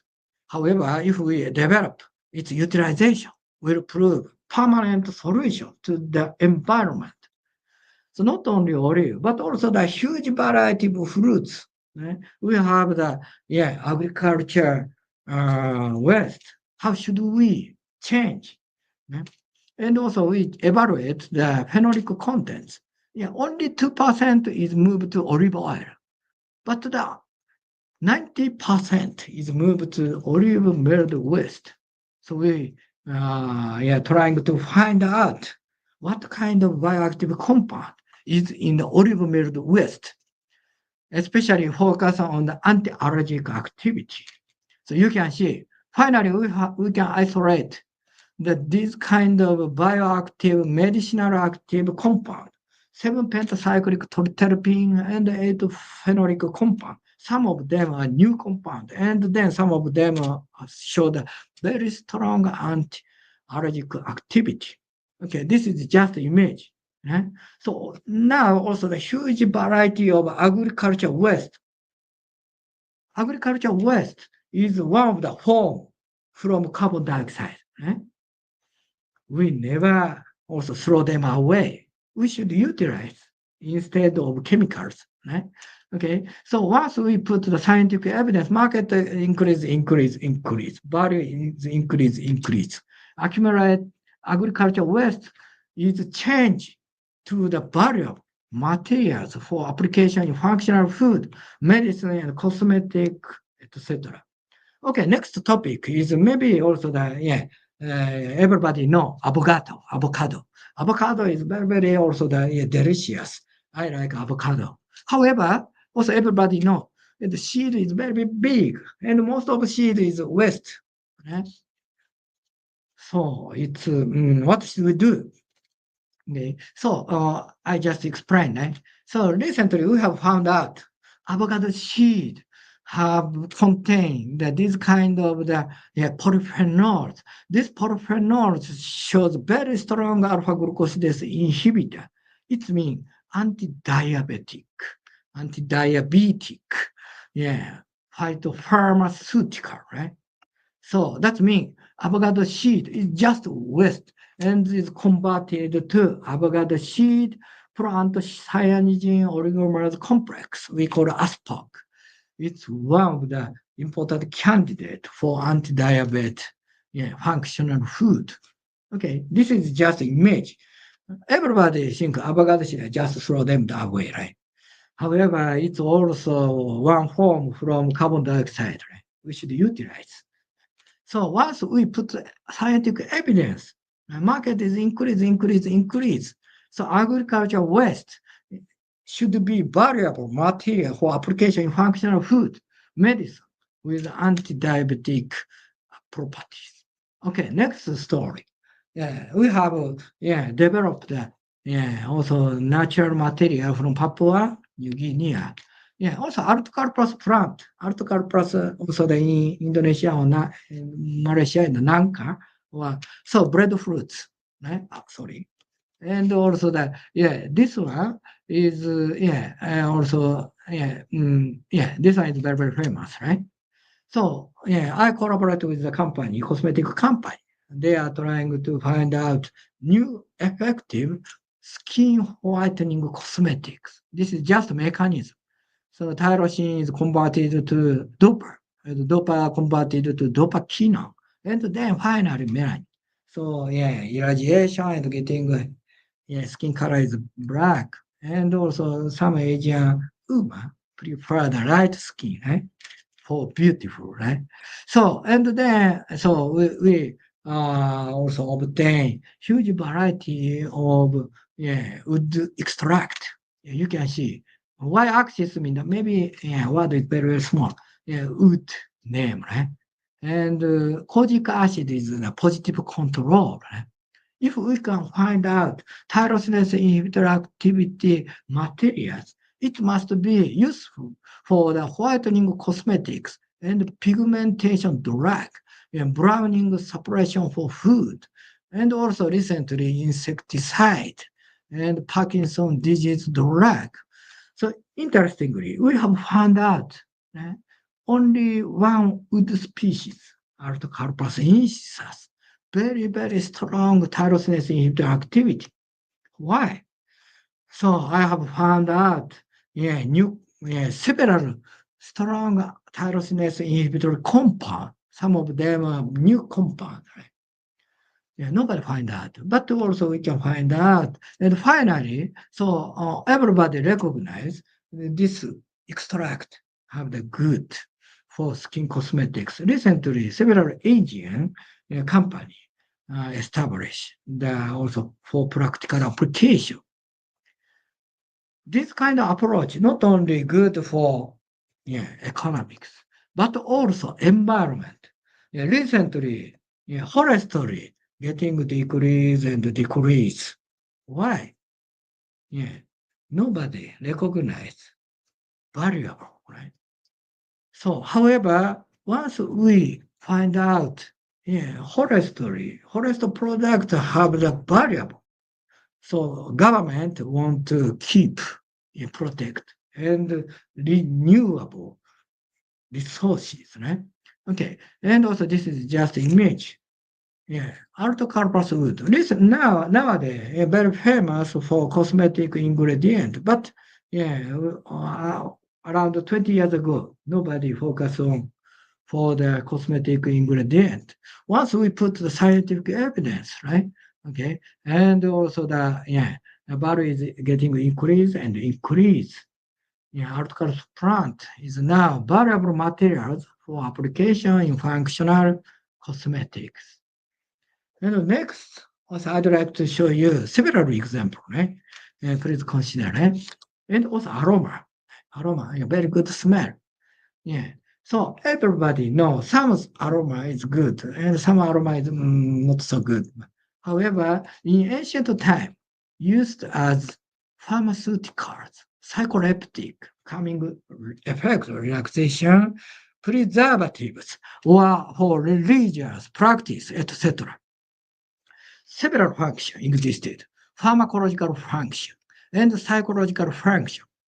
However, functionality of aroma had been empirically, just experience, known for a long time. However, scientific evidence were still poorly accumulated. Right? Also, it's important to natural product. How should we put the scientific evidence? We establish the experimental system. In a laboratory, we have such kind of system. This is just air. And then also move to the air and aroma. Right? And then also this one, and aroma is emitted from here. And we can evaluate brain wave, right? Brain wave EEG, electroencephalography. So we can evaluate alpha band, beta band, and theta band. And also electrocardiography, ECG, RR interval, HF component, LF per HF ratio. We can evaluate the situation of human, right? Okay. So this is one of my student, like this one. Aroma is emitted from here, and then evaluate the brain function, and also the EEG, and also the heartbeat function. Right?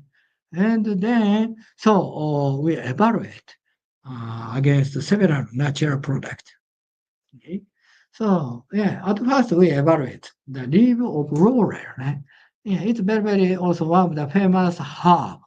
Right? Sometimes if we make the curry and or soup, put this one and very good smell, right? Familiar as a spice. So everybody, some report have been reported. Yeah, anti-infective and antibacterial, expectorant, improved immunity. Yeah, and also I cut this leaves. It's very good smell. What kind of compound is emitted? Yeah, most dominant compound is 1,8-cineol. It's one of the monoterpene. Right? And also the other compound, linalool and alpha-terpineol. Right?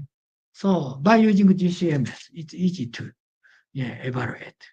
And then also we check the experiment. Yeah. This is just task efficiency. Right? So if some aroma increase the task efficiency, it's good for business field. It's good for studying. Right? Yeah, pay attention. Yeah, also concentration. Right? Some aroma is getting sleep. Yeah, such kind of aroma is not so good in the business situation. Right? So, and then we do the experiment for evaluating the effect of this aroma on human. X-axis is the time, y-axis is the rate of true heat. You can see. Control is just working, right? And task efficiency getting decrease and decrease. However, you can see the low concentration of laurel show the also good increase the task efficiency. Role of true heat is higher in those conditions than control. So, and also reaction time is shorter than control. Right? So that means also improvement of task efficiency. And what happened? The heart rate, variability, and autonomic nervous activity. So we can evaluate by using ECG, right? Heartbeat interval, RR interval, right? So I just show the experimental data. You can see. White one is control, just air. However, the aroma of roller is RR interval is getting decreased. Right? So that means also that this aroma is not relaxation, just enhance, just stimulate the attention. So that means the heartbeat is don't talk, talk, talk, talk. It's talk, talk, talk, talk, talk. Right? So it's good for paying attention. Right? So this function is very, very useful. Right?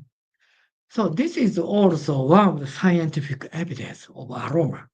So that's why this aroma of roller is very good for if you'd like to focus on some task, studying or car driving, right?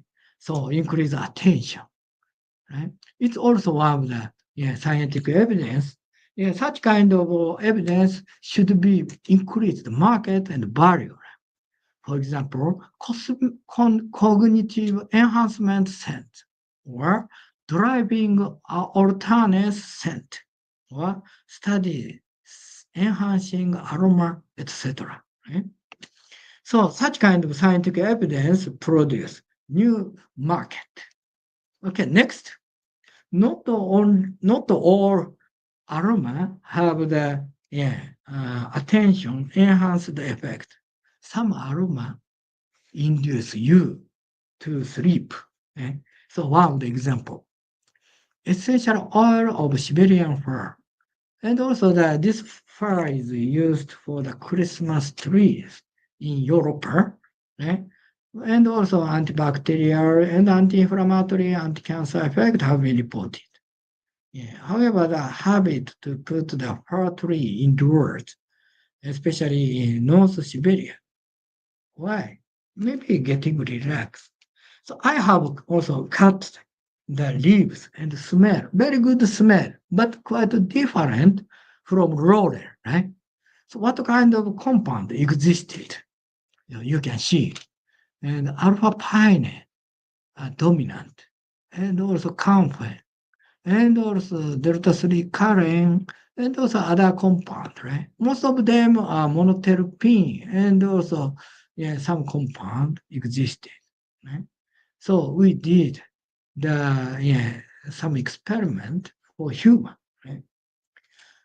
So this is just brain wave. But before saying explanation, I'd like to explain. So what's the role of brain wave? Alpha wave is also maybe somebody also here. The alpha wave is important for relax, relax, and beta wave is usually related to wakefulness, and the theta wave is also between sleep and wakefulness. Theta wave is related to, okay. So and then you can look at this one. So this is just time and for inhaling aroma and also by using doing some task. But theta band did not change. Theta band did not change. However, just to finish the task and getting relaxed. That means that this one in the resting stage dramatically increase theta band with low dose and high dose of aroma. However, in the only air did not change. What does it mean? So usually also I'm doing desk work. However, long time desk work, sometimes the attention is getting increased, stimulation of attention, and cannot sleep. It's not good for our health. It's one of the cause of insomnia. Right? However, this aroma increase the theta band. Right? Theta band is related to sleep. Right? So usually when you enter the bed, right, getting sleepy, what happens in your brain? At first, theta band is increased, and then getting sleep. However, insomnia patient cannot produce theta band. You can see this aroma induce theta band. This essential oil reduce arousal levels after works. Okay? So it's also one of the scientific evidence. So this aroma is quite opposite effect of the roller. But this aroma reduces arousal levels after visual display terminal work might be useful as an agent for insomnia. Once we put the scientific evidence, the market is getting increase and increase and increase. So usually leaves of fir tree, leaves and branch, a lot of essential oil. However, the usually only the waste and throw them away. However, please keep it in mind, branch and leaves is from carbon dioxide by photosynthesis. So we should utilize, then try to reduce the oil, fossil oil. Okay, so and also once we put the scientific evidence, we create a new market, sleep essential oils, pillow spray, and aromatherapy diffuser for sleep. Sleep candle, right? And scent candles, etc. Right? Okay, and also finally, and I'd like to talk about the woody house. Wood is also one of the important natural products. Forest, consume carbon dioxide. Right? So how should we, also develop, establish, circular economy system? Right? So we should, cultivate, plant the wood, and then cut, use, and then plant, and utilize. Such kind of circular, also or renewable system should be considered. But usually, so we don't know what's the good effect of woody house. So to prove, so the effect of human on woody house, we prepare the two room, room A and room B. Room A made of solid cedar, and also we use the Cryptomeria japonica. We call sugi most dominant wood. We say cedar wood, and also room B. Look like the wood. However, it's not wood. Just vinyl cloth. Just vinyl cloth. And not just imitated wood environment. Of course, the aroma is not emitted from vinyl cloth, but also solid cedar emit a lot of aroma. And then we can check we can correct and air, and also the quantify and qualify the several compound emitted from each room. Right? You can see room A have the high concentration of volatile from wood. Right? The amount of terpenoid emitted from room A are higher than those room those of room B, real wood room, right? And also what happened on human? We did the same experiment. Human is in this room A and room B. And what happened on the sympathetic nerve activity? Sympathetic nerve activity is related to relaxation, usually also the small value, or it means the relaxation. You can see room A. Room A means the real woody house, room A. Room B is the imitated woody house, just beneath cloth. Less aroma, right? You can see it. And also the room A, the also sympathetic nerve activity is suppressed of room A compared with room B. It means relaxation effect. Volatile components of this woody house have a sedative effect. And also this is just graph and statistical analysis. You can see room A, also this sympathetic nerve activity is lower than room B, and imitated room.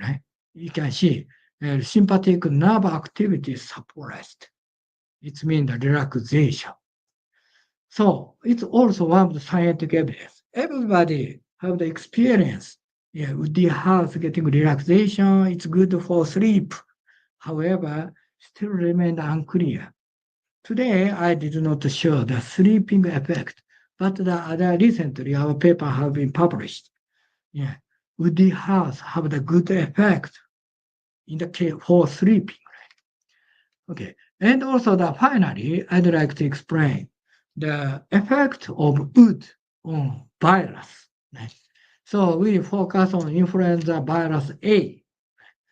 Also, this structure is similar, coronavirus, right? Okay, we can put the virus on the surface of wood and then check the also effect of the virus. So it's very interesting. So y-axis means also virus, also infection effect, right? And this is untreated one. But once we put the wood, also infection rate is reduced almost 99.9%. However, we use the imitated wood, just also sheet, right? So almost no effect. So that means the real wood, solid cellular, can be expected to have the effect of reducing the infectivity of influenza virus. Also, other research team, this is published in 2020, they use the COVID-19. So wood materials is the most effective for preventing infection of virus compared with the surgical mask, plastic, and stainless steel. Plastic and stainless steel and glass, once we put the virus, so the infection is continue more than 2 days. Stainless steel in 4 days, and plastic is almost 4 days. So if also some coronavirus is expressed, if also coronavirus, COVID-19 touch the wood almost only 1 day. However, other materials and more than 4 days. So that means also, woody house is good for preventing the COVID-19. So so that's why, natural material have the great multifunction. So once we put the wood, put the scientific evidence, cedar wood, valuable materials for applications such as relaxation room and wellness room market and antiviral. interior solution, etc. Okay, I'd like to conclude. Yeah, today, so I'd like to show you how to accumulate scientific evidence against all of natural product. Yeah, for example, Ganderma lynchy, medicinal mushroom, and also the functional plant, yeah, or leaf, and avocado, and artocarpus, right? And also aroma, yeah, woody house, yeah, from ancient time. But we use the biomass resources, natural renewable resources as medicine, aroma, dye, food, antibacterial, cosmetics, healing, energy materials. And however, also the, yeah, we have a lot of chemicals from the fossil energy, petroleum chemistry is not sustainable. However, the natural product is the renewable, sustainable, and health. So ROHAS is not scientific word, just business word, but I like it. Lifestyle of health and sustainability is one of the important concepts from now on. Why? Planetary boundary. Right? Also that now very also more terrible situation. Right? So already crossed 6 out of the 9 planetary boundaries. And that is serious. We raise the risk of triggering sudden large scale and possibly irreversible change to our environment. They direct impact us and ecosystem will depend on. So that's why we are trying to consider the circular economy concept. Right? How to utilize natural product. What is needed? Scientific evidence. Right? So everybody recognize, nature is great. However, without scientific evidence, most of people don't believe. Right? However, we should change, right? And the society, because also the planetary boundary and also climate change is a terrible situation. Right? How to reduce the emission of carbon dioxide? Huge variety of approach. Several societies, several governments are trying to do. One of the approach is utilize of natural product instead of fossil chemicals, artificial chemicals made by oil. Right? So how should we do? Scientific evidence is one of the important point. Of course, it's not perfect, but I'm trying to do. Okay? Once we put the scientific evidence, market, I hope that getting increase value and increase. Okay, this is last slide. It's just my message.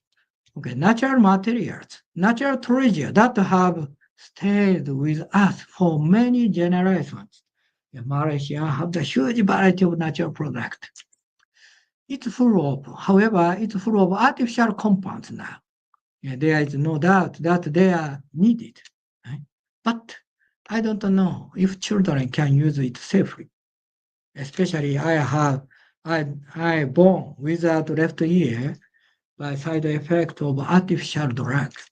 The possibility of side effect cannot be denied. Natural materials and living environment that truly lead to safe, secure, and healthy. Of course, not perfect. However, we should do science. I don't think we can understand unlimited natural product with limited scientific method. However, with the power of science, I'd like to clarify at least a part of it, clarify the function of natural products to open up the future and make use of it in the world for both planetary health and human health for better future.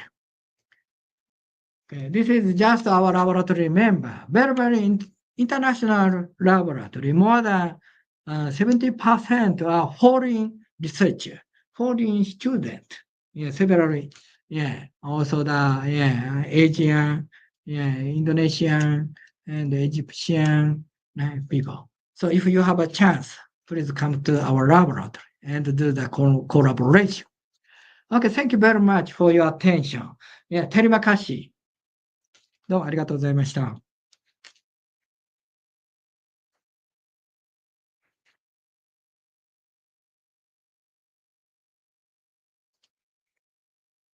Food and also living environment enlightening, and we appreciated you taking the time to share your expertise and also experience with us. Now we are moving to the Q&A. If you have any question, you can write down your question in the chat box at MS Teams. So I will check the question first.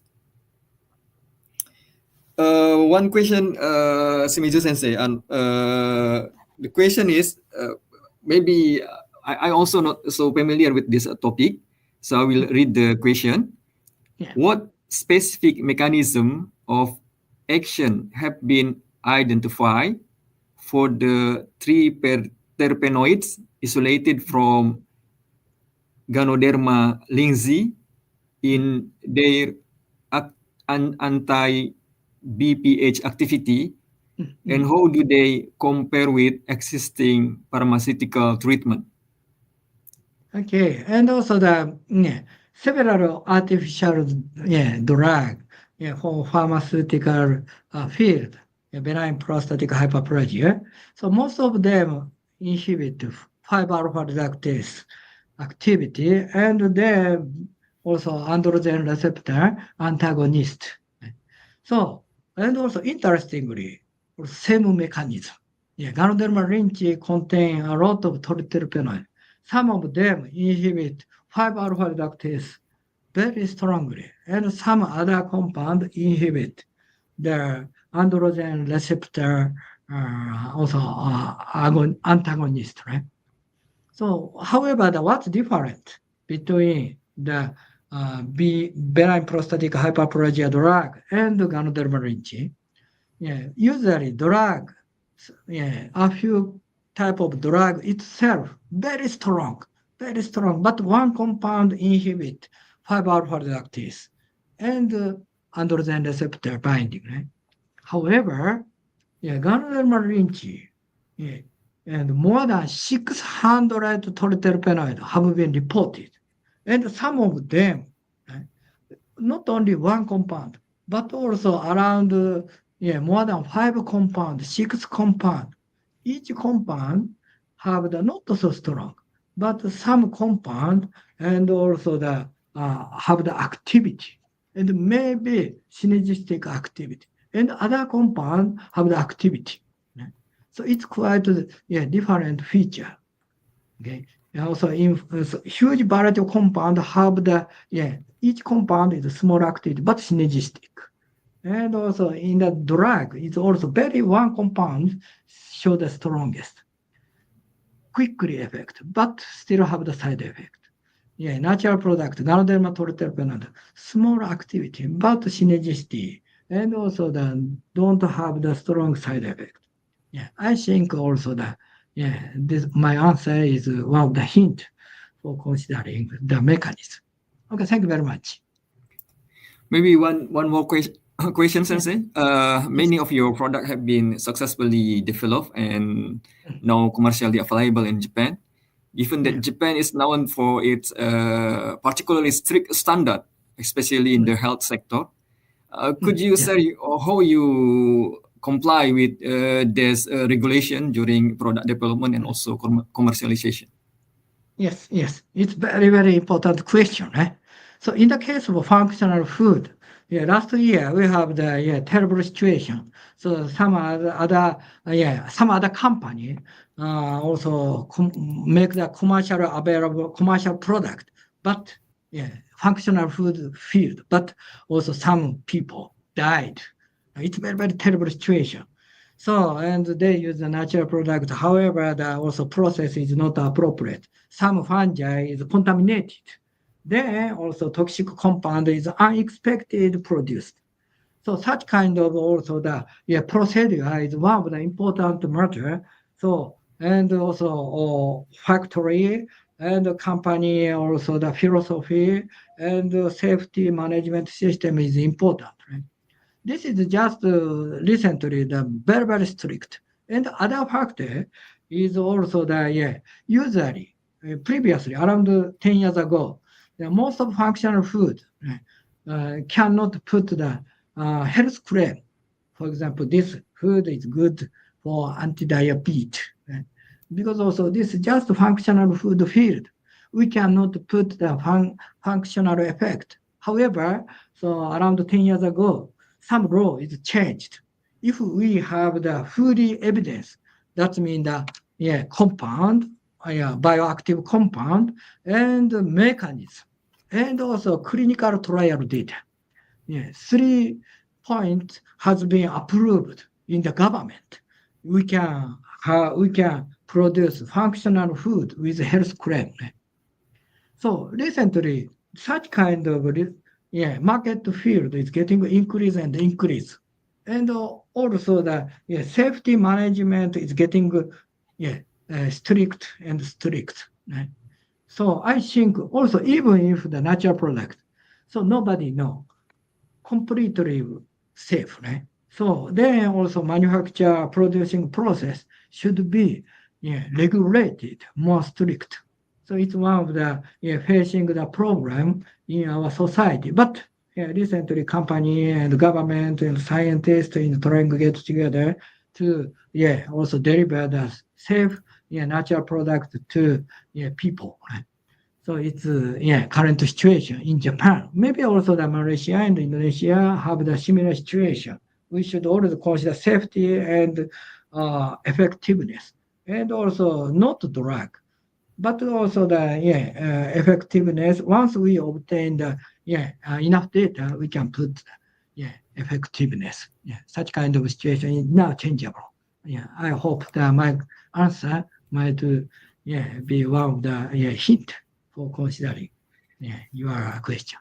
Thank you very much. Okay, Sensei, thank you very much. It seems that we have we don't have enough time because it's already 1 hour. So thank you very much to everyone for your thoughtful question, and also to Shimizu Sensei for your comprehensive and insightful responses. Okay, so a big applause to Dr. Shimizu for sharing his expertise and experience with us today. And thank you very much. And I hope we can continue our discussion not only in this conference, and also you can visit us in Japan if you have opportunity to come to Japan. Okay, thank you very much for everyone. Thank you very much. That's all for me. Assalamualaikum, and have a good day. Okay, thank you very much.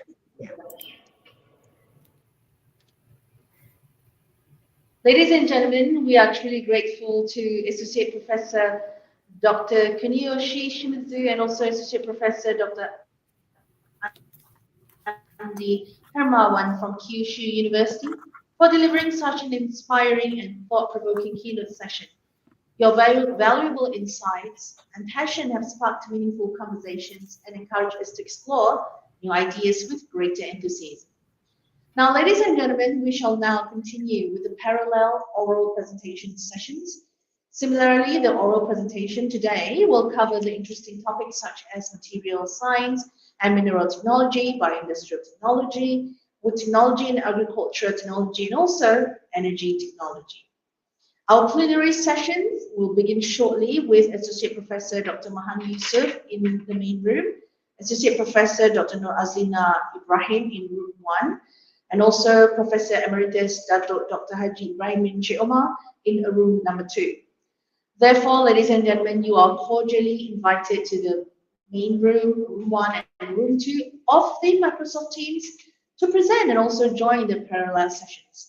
The links are also available at the program agenda. Alternatively, you may also watch the oral parallel session through our faculty Facebook page and also IConBET website. We're going to have lunch break at 1:15 to 2:30 p.m. And ladies and gentlemen, last but not least, on behalf of Universiti Malaysia Kelantan time, we would like to wish all participants of IConBET 2025 a meaningful and productive day ahead. Thank you.